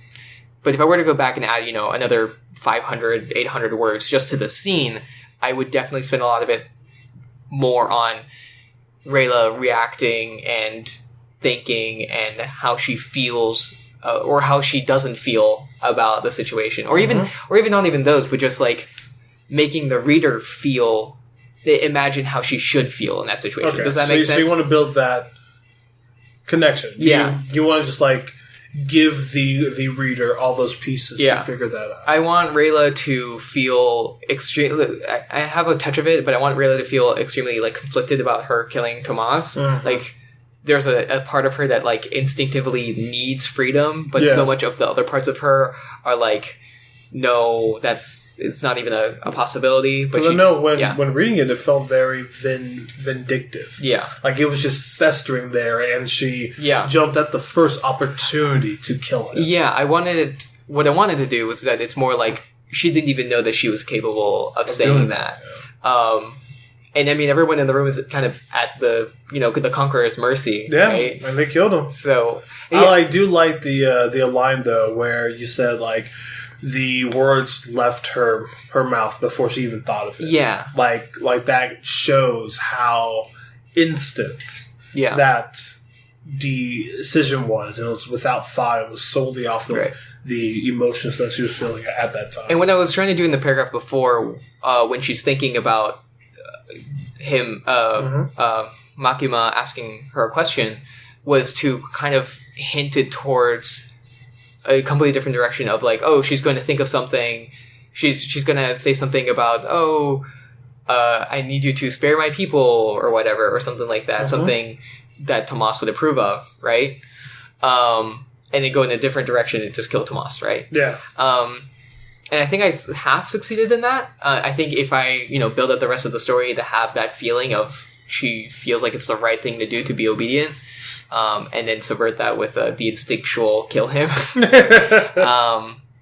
would be interesting. So I feel like there's a lot of potential stuff in the story, and yeah. So one thing that I am proud of in this, not on the thematic side or the character side, but just description. Yeah, I think I really enjoyed writing, stuff about the room or how people were moving or stuff like that. I don't know how much of that actually succeeded, but reading throughout it, you perfectly built what the feeling of that room is, how the crowd is like into it, but they're very subservient. Feels like the crowd is just there to please the queen, which of course they are, and just the look and feel of these people, it was all there, and that's why I feel it was a instant.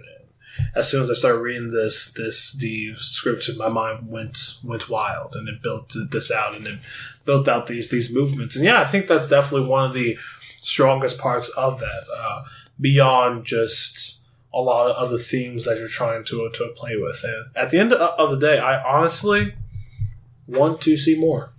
Yeah, hopefully I will return to. This is the first time I think that I really took out some ideas that I had, which is funny though, because it's not actually I mean, I've written in this setting before, and this is not the same story. This is a different. I guess it could technically take place in the same story if I just add magic into it, but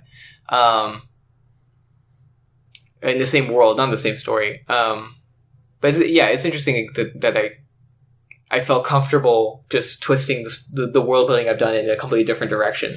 So maybe I will return to it. We'll see. Yeah, please do. I'll love it. Yeah.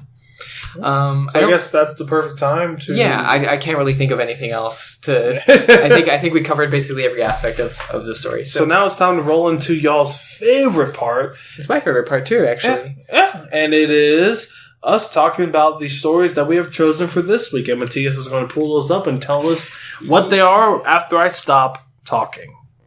Okay, that was a weird way to do that. So this week's stories were by Cal Subalu V2, J Maniac, Calinero 985, and Stuck in Reddit Factory. Some of you guys have submitted before, and so congratulations again. And if you haven't been selected yet, don't worry, every single time you write ups your chances of being selected. Yeah, so keep on writing, and we'll talk about you one day soon. Yeah, and actually, we rolled. I ended up rolling someone that just didn't submit this week. So just every time you submit, that's a chance for you to get on. So exactly, and also the fifth story that we're going to talk about is by More Dynamail. Yes, which is Matt's story, which was it got some attention in the Discord too. People talking about it. Really? Okay. Yeah, just a little bit. We didn't choose to talk about Wildbow's story this week, but maybe another week. I hope another week. Yeah, definitely. Yeah. Okay. We also have to talk about one story. And thank you so much for Captain Rhino. For writing ode to Jarvis and giving me the support that I really need. I do feel that I have definitely been working in that world for a very long time, and I'm happy that Matthias posed me with the challenge to write outside of the voice and genre that I am very comfortable with, which is noir. But on that note, the story that you wrote puts me to shame in every which way. So for context, Captain Rhino wrote a story that's called Ode to Jarvis.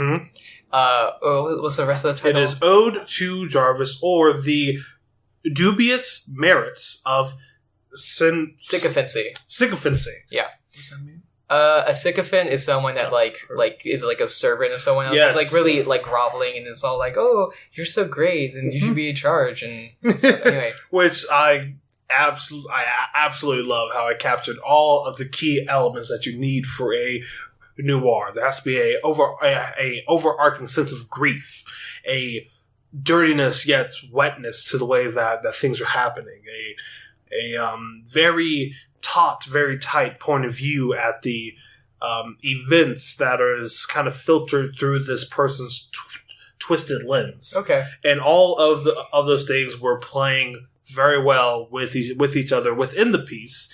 So I don't know. I feel that thank you for calling it Ode to Jarvis, and you're doing the genre that I love so much justice. Okay. I don't know if that counts as talking about the story. Let's say it doesn't, just because we don't want to break the rule that we set for ourselves. Yeah, I'm thankful for the support. It was funny. So thank you. At the very least, it was very fun. It's a good gag. It was a great gag and a good story. But I felt seen. Yeah. So let's move on to the next story. Yes, or to the actual stories that we actually chose. I forget what order I read those in, but let's just start with Calenero 985. All right, Calenero 985. That one was okay. So the one by Calenero 985 starts off with one of my favorite mental images, which I've written about so many times. I do have a couple of stories with this, which is a man in a dark alley smoking a cigarette. So yeah, this story, I really liked it. It involves this character named Marco, and he's tasked with basically being a lookout. Being the lookout. But after going into a lot more of the world and the people that are waiting or that are like also with him, this girl ends up running up on him and say, "Hey, please help." And she's described like from the get-go as kind of otherworldly. Yes.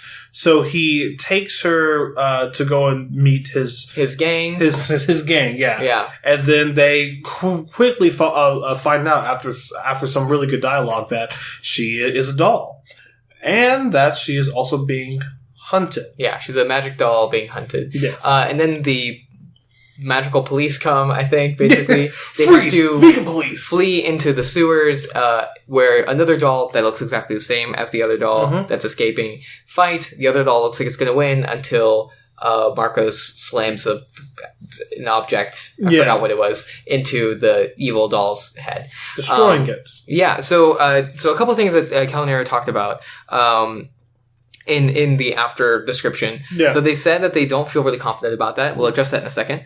But that they wrote it in a bunch of different settings as well, and that it went over time. It's okay if it goes over time. That's fine. I would say that this is like closer to the upper limit of what we're okay with. Yeah. To talk about on the podcast, but it's totally okay. Because I will say that like after looking at it, I was like, oh, this is a little long, but at the same time, is beat by beat. It's just one consistent stream, which is good. Told the whole story from beginning to end and gave us everything that we needed to know. And if you're not confident in it, that's completely fine. It definitely happens. Well, so the reason I said it, we'll talk about it, is because so they say that they didn't like how each sitting kind of gave them a different tone, and they wrote in a different tone, and that they didn't feel very confident in parts of the story. And feeling not confident and not liking it is totally okay. But I will say that, like, as an audience, it doesn't come across that hard unless if you're looking for it. It like, feels very consistent. A lot of it's only when I look at the very beginning and the very end that I notice inconsistencies. And let me see who pointed it out. I think it's Stuck in Reddit Factory that said that, like, in the beginning it's more serious professionals, and then by the end it's more like YA. Actually, no, I think it's Calenero himself that points that out. And definitely just the way that the character of Marco moves and reacts, just the way that is about him, does change over the course of the story. But at the same time, I could see that as a natural shift. Yeah, it's and not just like, oh, you came in with a different set of ideas in a different session. So the reason that I'm choosing to talk about this like this is a lot of the mistakes that we have in our own stories, we as audiences might not notice it as much, but as writers, we blow it up. Right. So I would say that even if you don't like it, still you can be. I mean, the way I'm describing it makes it sound like Helen said that he hated this piece or something. No. He did not. But just as a general case in point, your story is probably better than you think it is. And honestly, this story for me, I very enjoyed it. I loved it. I love the world that you were playing in. I love what you were setting up and the ideas of these like really strong magical dolls. Yeah, I absolutely love it. It actually gives me like a lot of questions of why these dolls are being hunted and how this like ragtag gang group kind of fits into all this. Yeah, it's a classic YA opening, and I'm looking forward to chapter 2. Yes, so please, you should drop it. Make a whole bunch of money because YA is booming right now. And then you should start a YouTube channel named Crash Course. So let's look at Kaosublu's story. Kaosublu V2. Their story's called Little Lost Stray, parentheses, Tales of Adventure. So I assume that's set in their Tales of an Adventure story, or universe, or something like that. And it's a fun scene. It feels like a good opening where Cosette starts off looking for a cat, and then the cat runs away because some masked men come up, and they come and are very threatening and vaguely rapey. They just run up on and say, hey, a little girl shouldn't be in this parts. Here, let us escort you to safety. It was very uncomfortable. The dialogue, especially when he waves some of the goons to block the alleyway. Yeah. And then luckily, Cosette does some magic, and we find out that she's a magical doll, not from the same universe, different kind of magical doll, and totally wipes the floor with these nuts.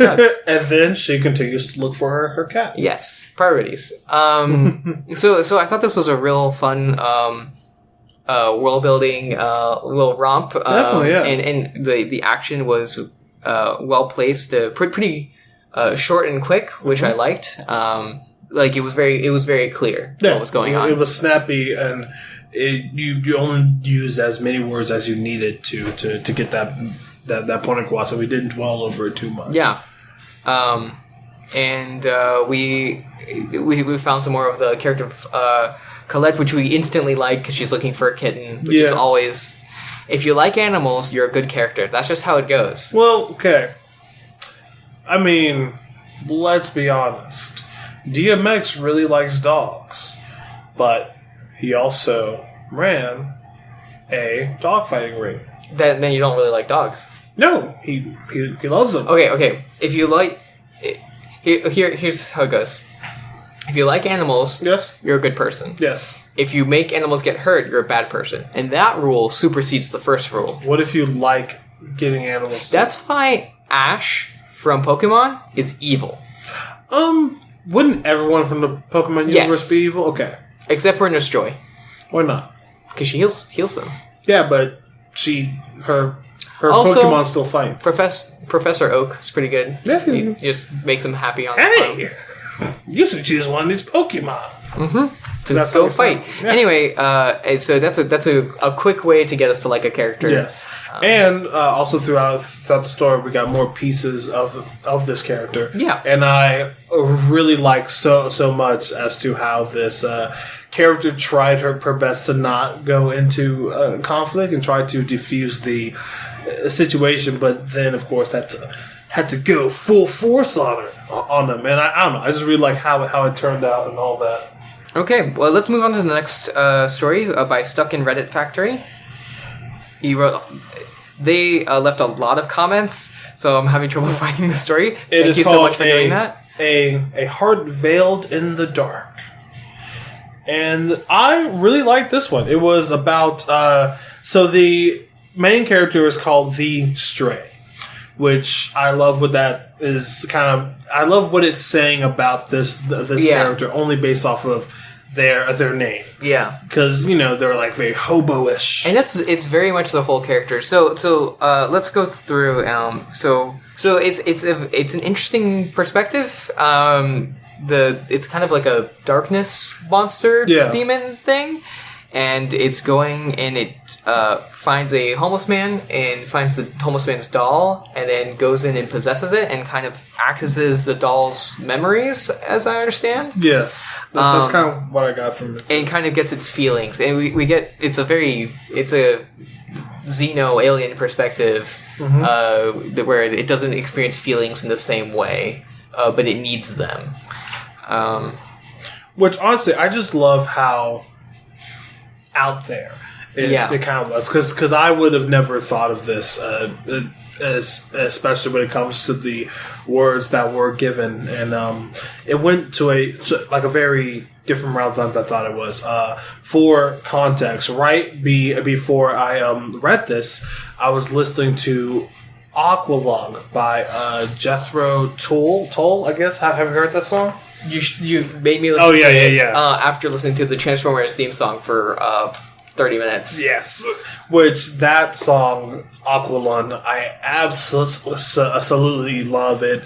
Paints this really grimy picture of just what it's like just to be homeless and be addicted to coke. And I felt the same thing for this Stray character. You felt homeless and addicted to coke? Yeah, as I was reading it, my teeth slowly started to fall out. Oh, that's great. So it was a very interesting perspective, and they say that it was very emotionally driven, as in they were trying to go through emotions, and I think it succeeded. I will say that it was kind of hard to picture some of the things that was going on, or maybe it wasn't picturing it. I didn't know what was happening really. Yeah, I will say that following throughout it, I wouldn't say get lost, but it wasn't as vivid as it could have been for me, at least. Some of it was because it was describing some abstract things, and because I didn't know the motivation behind the abstract thing, it was hard to picture what aspect of the abstract thing they were doing. When they were going into the doll, I wasn't sure if they were actually going inside of it, if they were suffusing it, if they were devouring the doll, things like that. Which is why, with this, I kind of see it as something that garners multiple reads to really get the full reads. But if I was to critique, which when I say that, this is basically... Yeah, of course. I would...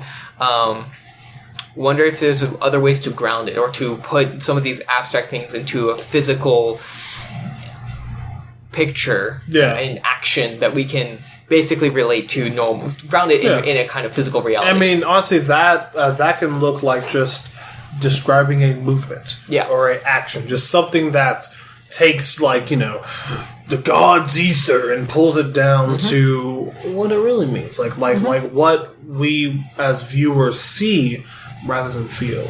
Yeah. Well, a specific way to do this. So some of the paragraphs they start off with a scene without context. Yes. And so the two participants in a scene without setting and stuff like that. So I would say if you can put in the setting first, or how we access the scene. It where are the eyes when we on that point, I would have to actually disagree. Okay. I like that stylistic choice of you're just in there, right? For me, it feels kind of like a disjointed dream.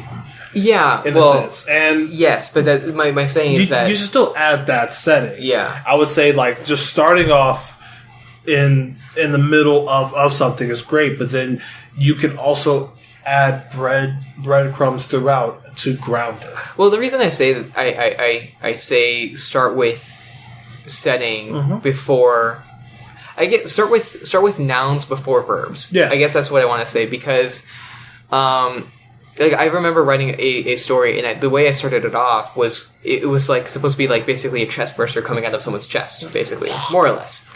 But I described the way I started is there's a pulse and then a push of movement, right?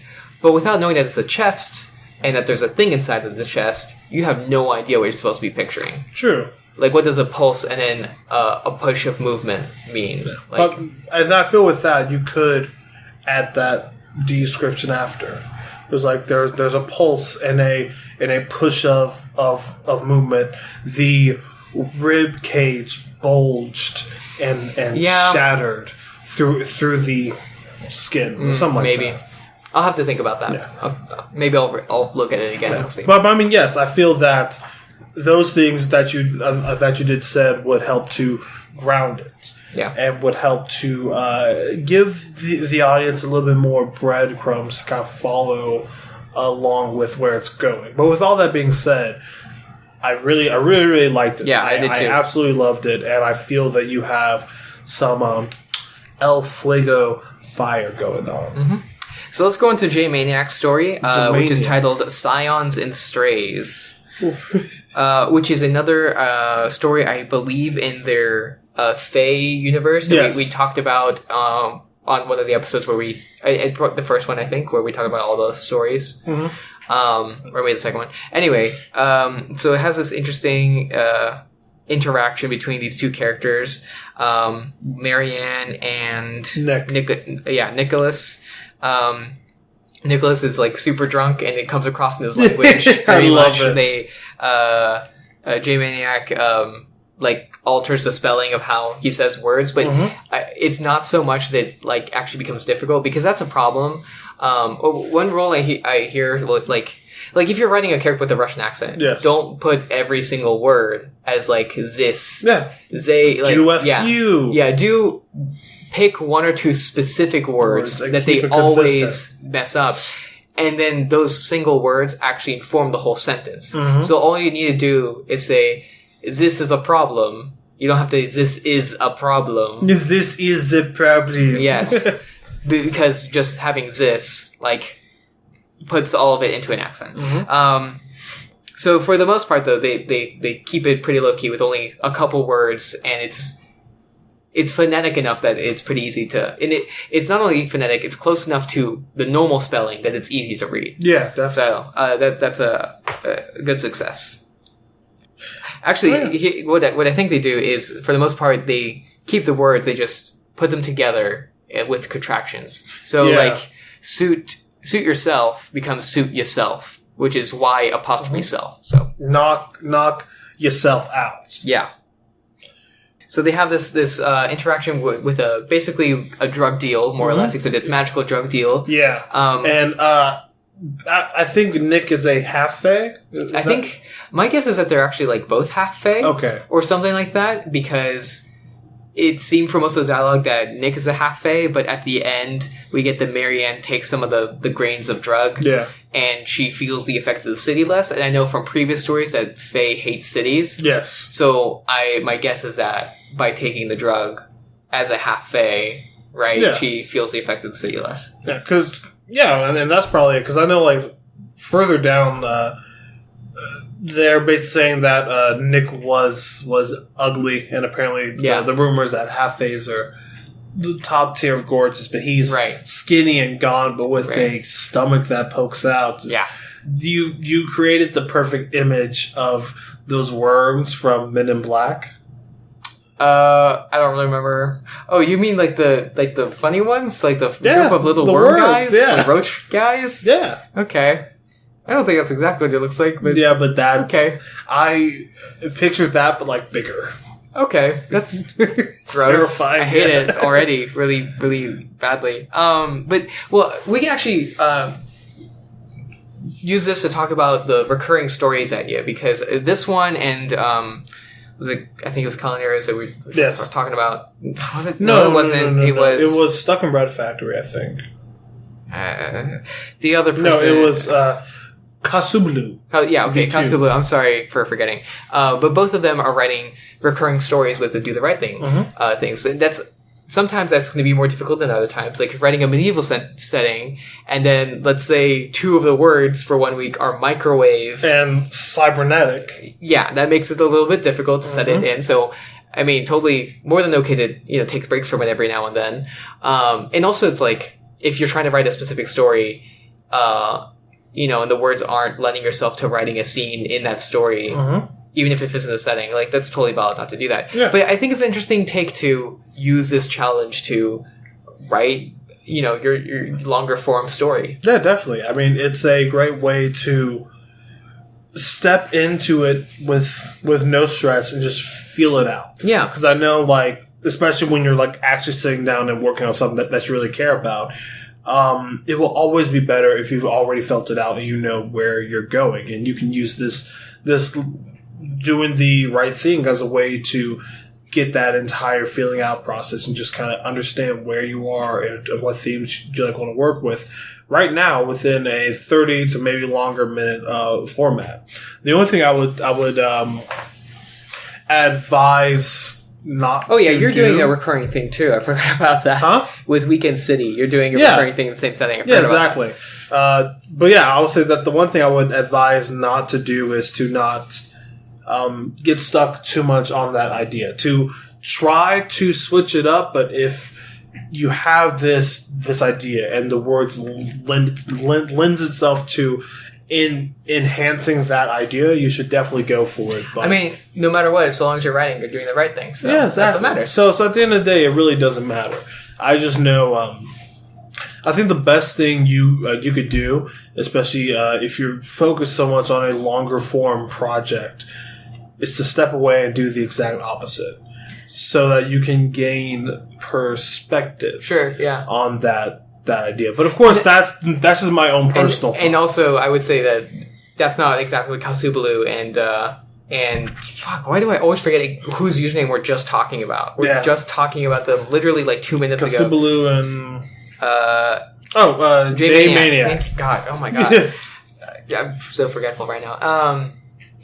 They're only writing a couple of recurring ones. So, yeah. I mean, really, I'm just pulling from my own experience doing it myself on the podcast. But I think it's great. Yeah, and I would love to see more from the Fae Cleric universe. 100%. I love getting a piece by piece of these different events, and it definitely, when you read them back to back, it's building this world that I'm very interested in. Yeah. So, yeah. All right, so let's talk about the final story this week by Mordinamail, which is our very own... So... Why is it not showing up? Yeah, we're going to talk about the very last one that we both think that we can talk at length about, and it is Mordinamail's... gotta scroll up. The End. So I really, really love this one, mostly because it provides a very real take of the ending of the world. So for the story, I was about to be like, for spoilers, you go read it, but actually that's like the premise of it. So you find that out also immediately. It's a title. Yeah. Right? But for the story of it, basically we start off with this character, and they are at a loss because apparently a meteor that is twice the size of the one that wiped out the dinosaurs is about to touch down in... Touchdown is not the word I would use. It's about to gently rest. It is about to penetrate the Earth. Crack it in half is what it's called. So, in 8 minutes. Yeah, so we very quickly get through this character trying to come to terms with the fact that they're going to die, and everyone else is going to die. And then also walking through all of their regrets. Not even all of them, just one. So they're at work, and they talk about how ludicrous the situation is, that they are going to die at work, and that they want to say things that they can't because it'd be silly. Yeah. Like, they want to confess their love for their coworker, but if that goes wrong, that just makes it awkward, and you don't want to do that. Also, I love the a one line where they say it's pathetic. I think that I am in love with a married woman. So it's definitely hinting at this unrequited love back and forth that's probably been happening beforehand. But since they're faced with the end of the world, he's looking back on it as wasted time, but also it's something that is out of their control. Yeah. So I mean, the main struggle in the story is just him trying to find what to do in these last minutes. Like should he go on Twitter? Should he? Yeah, what's to see the reaction of all of humankind? Should he profess his love for this person and kind of over time kind of rejects them all? Like well, actually, let me go find it. It just wasn't showing up for some reason. What are you looking for? The story. Oh, it's not Mordinamail. I've been saying it wrong this whole time. It's Moridamail. Okay. Okay, now I get why Scott makes fun of the name all the time, because that's impossible. So, we have to isolate Moridamail. Now we have that. Hold on, let me find it. Moridinamail. Yeah. So it's not Moridinamail, it's Moridinamail. That sounds like you captured audio of someone saying something and then you played it in reverse. So I've been saying it wrong this whole time. Moridinamail. I thought I was getting it right and that Scott was being silly, but it actually is really difficult. So I apologize to Scott Daly. Yes. Sorry. For secretly judging you. Yes. Very harshly. So harshly. They're my heroes. Anyway.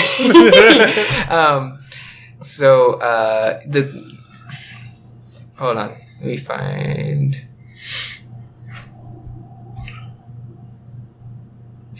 Yeah, so this whole story is basically the main character just trying to find something to do, something that's worth anything, right, to do in the last seconds. And also, finally, they're at battle with themselves the whole time. Yeah. But they finally decide to do something when they see Diana, the coworker, slump over crying, basically, and he just hugs her, and she cries against his chest, and it's just them holding each other, and it's not out of like his love thing. It's just a human professing of emotion, and then he starts crying and breaks down, and it's extremely tragic and emotionally effective. Yes.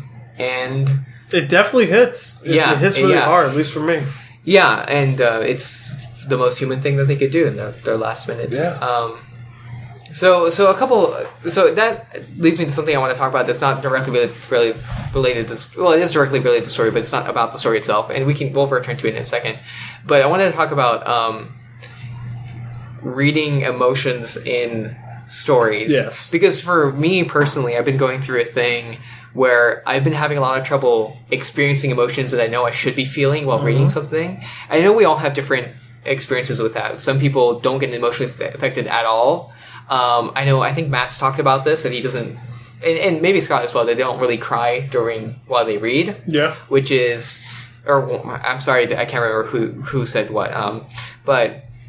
And for the most part, that's been true for me. But in the past, couple of years, I've been really working towards, letting myself cry, especially and indulging in that. Like if I feel that the story is about to make me cry, I make it worse in my mind. Like I picture I'm going to cry. I picture the most tragic moment, and I tried to extract the feeling to. It's more like, for me, it's more like unlocking of emotions, rather than getting inflicted with them. I feel because it's I've got so much repressed shit. Everyone does. Yeah. But recently, I've been having a lot of trouble. Actually, I was reading Ward, and I'm in this section where there's a lot of emotionally powerful stuff going on. That I really want to feel. I want to be experiencing it. But not because of the lack of writing, but just because of my own, what's going on in my life or whatever. It's just been really hard to get that out. So I've been reading these things, and it's like I can touch the emotion. I know it's there, right? But it's behind a membrane of just not actually, I can't let it wash over me, right? Yeah. And so this story was actually, it didn't quite... I read it at work, right? So already, it's harder to access emotions while I'm, I got to switch off to talk to a customer in a minute, right? Yeah. But I did feel that, this could have pushed through. It could have broken the barrier. It was almost there. Yeah. So I think what I might actually, after we record this podcast, take a second to get calm and alone, and then read it again and try to feel as horrible as I can about it. I mean, so thank you, Matt, for giving me that opportunity. You. And also, especially in such a short piece. I definitely think at least for me, I've always struggled with feeling things. Yeah. And I think it's a long process. It stems from feeling too much, and then you bottle it up, and then you don't feel anything, and you find out feeling nothing is worse than feeling everything. So then you try and feel those things. Love that. But love that for us. Yeah, I absolutely love it. I mean, we're just just depressed college kids like everyone else. Like, yeah, we're all depressed. But yeah, at least for me, reading, there was always a subtle disconnect where it was very hard for me to get to that point. But there are like few books that I have cried at, and it's because they hit at the right time. Like when I read The Fault in Our Stars, I really cried. Unlocks your emotions. Yeah, it's very good at that. And then also, I was an angsty teenager, so it was a perfect time to read it. And then the same thing with the end of Divergent. Mm-hmm. I also felt it then, but at least for me, I am an avid crier at movies because of course you see the emotion and there's a lot of grandeur, and even the way that it's shot is going for a certain mood, and it tells and you're looking at people crying, and exactly humans do that. At the same time, I feel, at least for me, that being in a movie is like saying it's okay to feel this. It's okay to cry. Like you're supposed to. Yeah. So that's the encouragement for me to actually feel those things. Because I mean, like, I'm not to say that you should cry all the time, but crying is a release of that valve. Yeah. That sometimes we keep very taut. Yeah. So I think it's good to like try and find those things. But yeah, I've also found it hard to connect to those emotions while reading. And I think it's, for me, I grew up on movies, so I'm used to like being able to physically visualize it. Yeah. And I don't know why, but the way that my brain works, I make everything a joke. Okay. So like, it's like, oh, Hazel Gray, or oh no, Augustus has that tube just hanging out of him and he's vomiting. I don't remember that, but okay. Oh yeah, it was when he was close to the end. But yeah, he's just holding it out. And then as I was reading, I was thinking, dude, so like if he like drank water, would it come out of that stomach hole? You should listen to the recent Doofcast on The Happening. You should. I love that movie so much. Scott loves it too, and Matt does not. So no, it's a horrible movie, but it's very enjoyable. But yeah, so to like wrap it all up, I definitely get that, and I definitely feel that this story that we are talking about it hit me. Yeah. But, I don't know. Yeah. So I think it got me there. So going back to it, what it does great is that it like flickers back between these emotions, right? Mm-hmm. He like gets very angry with himself, the main character, for thinking of a certain thing, and we go up and down between not hope but like satisfaction in a certain kind of ending. Yes. Before we get something else, and finally the tension of the tragicness of the situation of the whole planet dying that sucks. Really just gets pushed forward, not in a oh no all of these people are dead, but two people right next to each other are just inconsolable right now.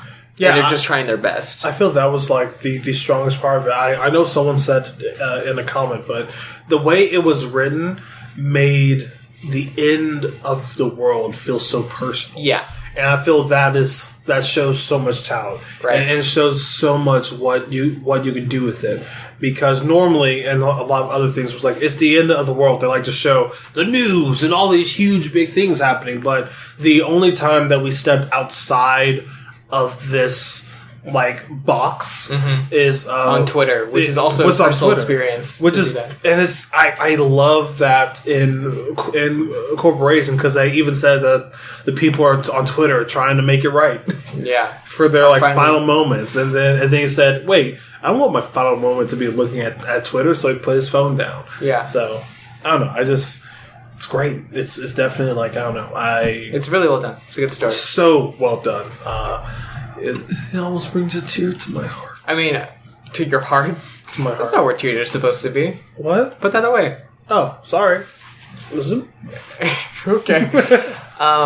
Yeah. So I of course, there's always more that we could say. Yes. But I would say go and read them, and go and read some of the other stories. There's so many good stories. You should read all of them. They're all very good. You should definitely read Wildbow's. His is very, very good this week. And put a little shine on his name. Yeah.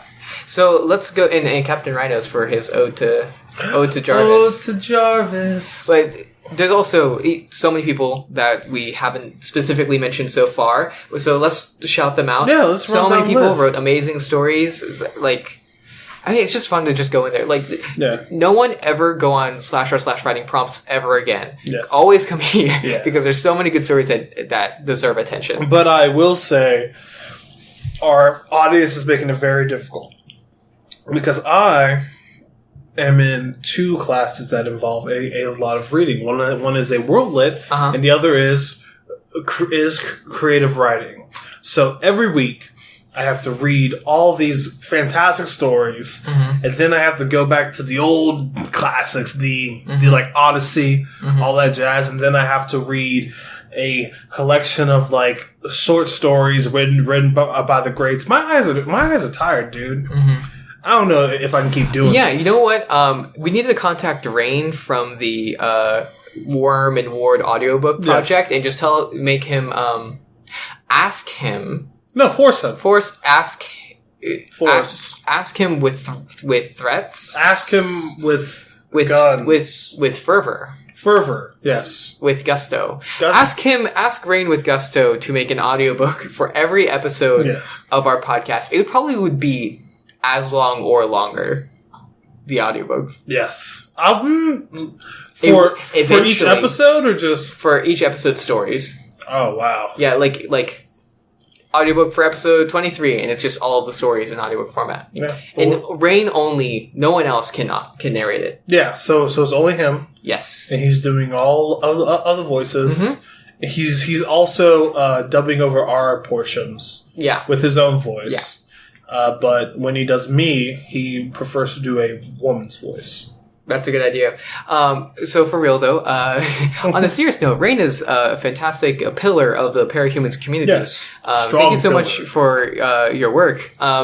And to everyone listening, if you have any skill in editing, in audio editing, or any interest in becoming skilled in audio editing, reach out to Rain from the Ward Audiobook Project, because they always need more editors for the project. Yeah. He has a lot of readers, I think, right now, but the problem is getting enough editors. That's really the thing holding the pace back in the release schedule. Because editing, especially for something that big, takes it takes a lot of.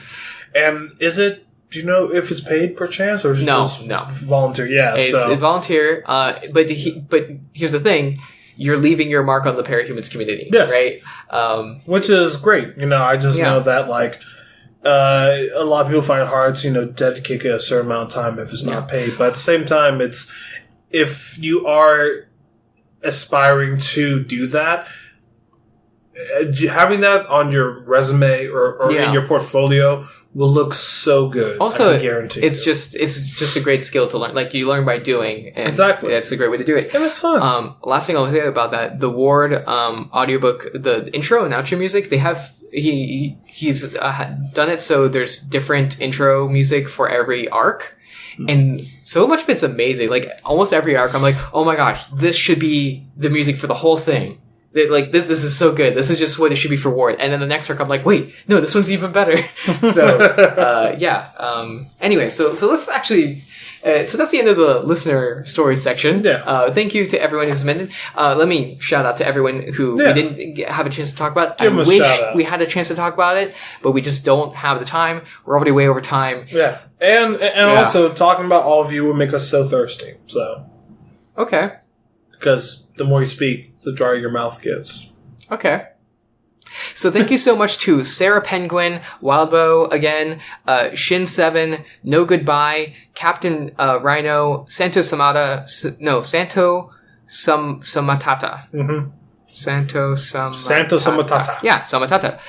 Petrocan, Niall Supernum, and thank you for correcting me, Niall Supernum, who's not part with the Doof cast, but is just a longtime member of So-Called Writers. I'm really happy to see an old timer background. I'm happy to see a fellow old timer because so far I think it's just.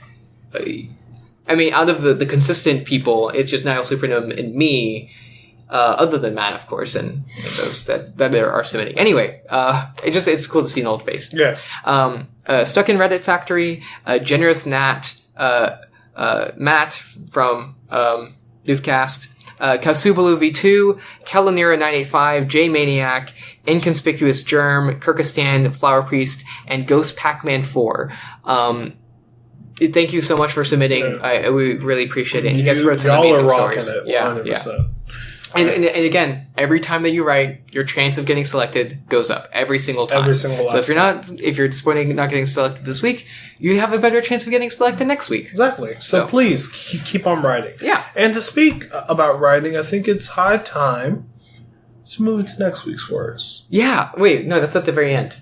We gotta give all the plugs. So stick around to the very end of the podcast, where we'll announce next week's words, and we'll be really funny about them. Yes, but as we have already plugged Media MD, we plugged Deep Impact. Yeah, the same people. Yeah, so it's the same people, but Deep Impact is actually going to do a mini episode over the story that Wildbow submitted this week, which is a Patreon exclusive. So please go and check it out. Even if you aren't caught up with Pact, this is a story that is set aside. It's by itself in the corner, hanging out. And you need to learn more about it. Yeah, so Jarvis is going to listen to that episode even though he hasn't read Pact, right? Exactly, because I can't read. That's right. I also want to... What did I want to plug? The new book club episode for the second Mistborn book came out already, and the next month's book has been selected. It's going to be The Black Company, which is like the original Grimdark book, and it's a really fun read. I would recommend it. Nice. So, yeah, it's not like, even though it's the original Grimdark, I don't think the tone is actually that dark. Like, it's actually... Is it grim? Maybe, but it's not like I didn't get like sad, like depressed while reading it, And I did want to plug one more thing, but I don't remember what now. The OC podcast is really fun. I would recommend, if anyone that hasn't checked that out yet, just go and listen to an episode. Yeah. For me, it's not something I keep up every single week, like when it comes out. But whenever I need a pick me up, anytime I just want to, anytime I'm playing a game that like has words in it that I can't like pay attention full on to a podcast at the same time, like the entire time, I listen to the OC podcast. Nice. Or if I'm just like feeling bummed out, I listen to it. They're just so really positive, and it's fun. Yeah. And then also, it's the Doofcast is doing thing over Mob Psycho, yeah. Yes, that's what I wanted to talk about. So also, if you know me, I love those Japanese cartoons. So basically, I got word that the Doofcast is releasing a episode over Mob Psycho 100, which is, if you haven't seen it, you need to see it. It's a really great show. It's made by the same people, if I'm not mistaken, same people that made Kill La Kill. No, I think it's One Punch Man. I think, yeah, actually, One Punch Man, yeah. Cut that other part out. I have to be the ultimate nerd. I will. So it is the same people that made One Punch Man. I'll do that. I'll cut it and place it. And before we move on, we got some secret word. Don't tell anyone that Scott might actually like this anime. Gasp. We can't talk about that. Okay, we got to move on. We can't move focus on that. Okay, do not tell anyone that we let this information get out. Exactly. So, but all I'm saying is that if you want to know more about it, you should just listen to the episode. Actually, if you want an advanced word like we just got, the best way to do that would be joining the patron Discord, which is where the secret information came out originally. And it's so easy to get in. All you have to do is get your parents' credit card and pay $1 minimum, and then you'll get access to this amazing Discord. It actually is pretty great. Like I'm on there probably once every couple hours. The best thing, the people there are great. You'll have a direct lines to the people that you listen to. I'm in there. Jarvis in there. is in there. And please, Elliot listen. and Ruben are in there. Guys, if you want to talk about anything, just hit me up. Scott and Matt are in there. I can give you music recs. I can put you on, bro. Yeah, it's actually a very welcoming and nice community. So there's a politics channel, and things are just nice and calm. And it's very chill. And there's arguments, but it's not it's like a debate kind of thing. Yeah. So how it should be. yeah, it's wonderful. So I really, really recommend that. And that's at the lowest tier. So exactly. There you go. So please, $1 a month, and yes, I know I pay Reddit. You definitely need all the money that you can, but $1 a month to support the people that make the content that you enjoy, I think is a very fair trade-off, especially since you're getting so many perks because of it. Right. Did you go to the store and you meant to buy a candy bar and then you forgot? Use that saved money right there and donate to the Doof Media Patreon. Yeah. Have you ever wanted cash back at a store, but the cheapest thing there is only 75 cents. Well, what are you going to do with that extra quarter? Put it in the piggy bank, save that up, put it into your credit card account. Bada bing, bada boom, you have at least $1. Did you draw a card from Community Chest and there was a bank error in your favor? Collect $50? Maybe donate $1 of that $50 to the Doof Media Patreon. Or maybe donate all $50 because they are $50 that you wouldn't have otherwise. What you could do is put it into a special account that pays directly into the Doof Media Patreon, and so now you're funded for 50 months. See? Game plan. Okay, so let's move on. So if you want to be like all of these amazing people that wrote along with us and write along with us, you can go to reddit.com/r/do-the-right-thing. And you can find the post for this next week's words, which we'll say at the end of the podcast. And you can submit your story, or at the very least, read the stories. And maybe leave a comment, because that's how we get better at writers, by getting feedback from other people and giving feedback. So, and then also, if you want to keep up to date with the day in, day out of what we do, if you want to get the words as soon as they drop, and also get links to all of the episodes or anything else that we're doing, you should hit up our Twitter, which is @RightThingCast. Yeah. And you can also send us an email. So if you don't want to create a Reddit account to submit your story, you can send it to us and we can post it for you by sending an email to rightthingcast@gmail.com. Yes. And please use any of these to get in contact with us if you want, or just keep up to date with the community, because the best part about all this is that we're all writers, we're all bumming it, we're all trying our best to do what we love, and I think it's great to support others that are in the same boat as you. Yeah. Moral support. Immoral physical support. Actually, do not immorally support anyone. Yes. I feel like that would... How do you do that? I don't want to talk about it. You do crack now. Okay. I feel like and if you guys could leave a rating and review on Apple Podcasts, and that would also be one. I don't think we have any review. I'm gonna, as soon as I end this, I'm gonna leave a review for myself. Yes, and then also on that same token, please, if you enjoy what we're doing here, tell a friend. Send a link to your English teacher. Tell your English teacher. They're probably writing a book during the summer and feeling really bad to not work on it during the school year. So you should tell them to do this so they can get their practice. Yeah, because please, the more people that listen, the better the content will happen overall, and the more that we can pull from. So if you think that this is worthy of your time, worthy of a listen, you should definitely tell someone else and spread the word, Yeah. Okay, so let's finally find out what next week's words are. And they are, drum roll please. My hands are full.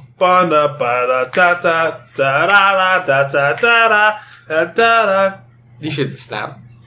Next week's words are berry, page, warm, and rustic. So that's bury as in burying a corpse. Okay. Not the berry you eat. So BURY. Page as in a page from a book, or as a knight's assistant, a page. Warm, not worm, warm as in a little bit hot. Just a little bit. And then rustic as in Rustic. Rustic. Which is it's like an old farm home. It's rustic. Yeah, pretty much. So, in the rustic diner, I decided to bury the hatchet with my long-running axe. Mm-hmm. We've had strifes in the past, but I think it's time to move on to a new dawn and turn the page in the chapter of what we are meant to be.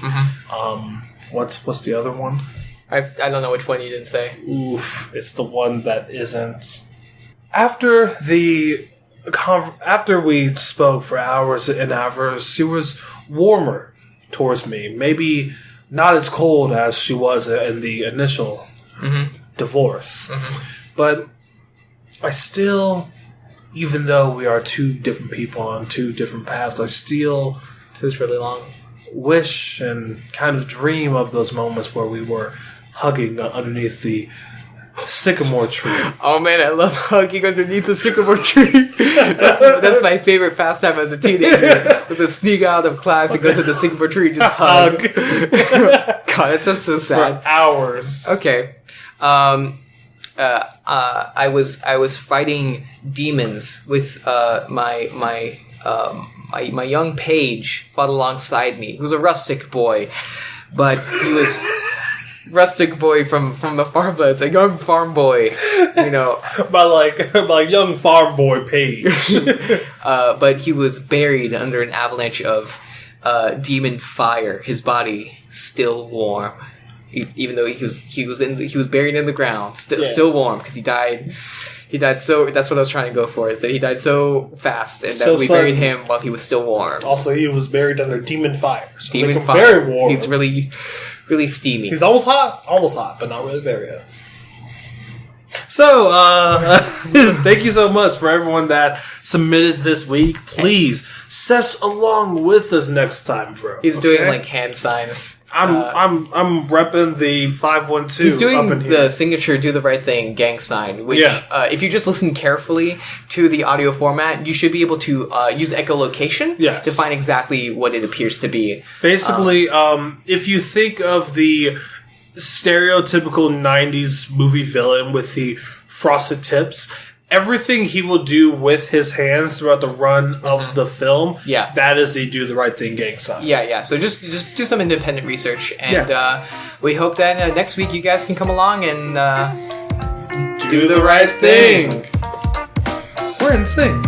You know, I think we're getting better. I think it's because we didn't have a guest to hold us back. Yes, I think we just need to fulfill our whole power. Yeah. And having a third person is just holding us back. Because you're like I think I should do the podcast by myself. I have so much power within me.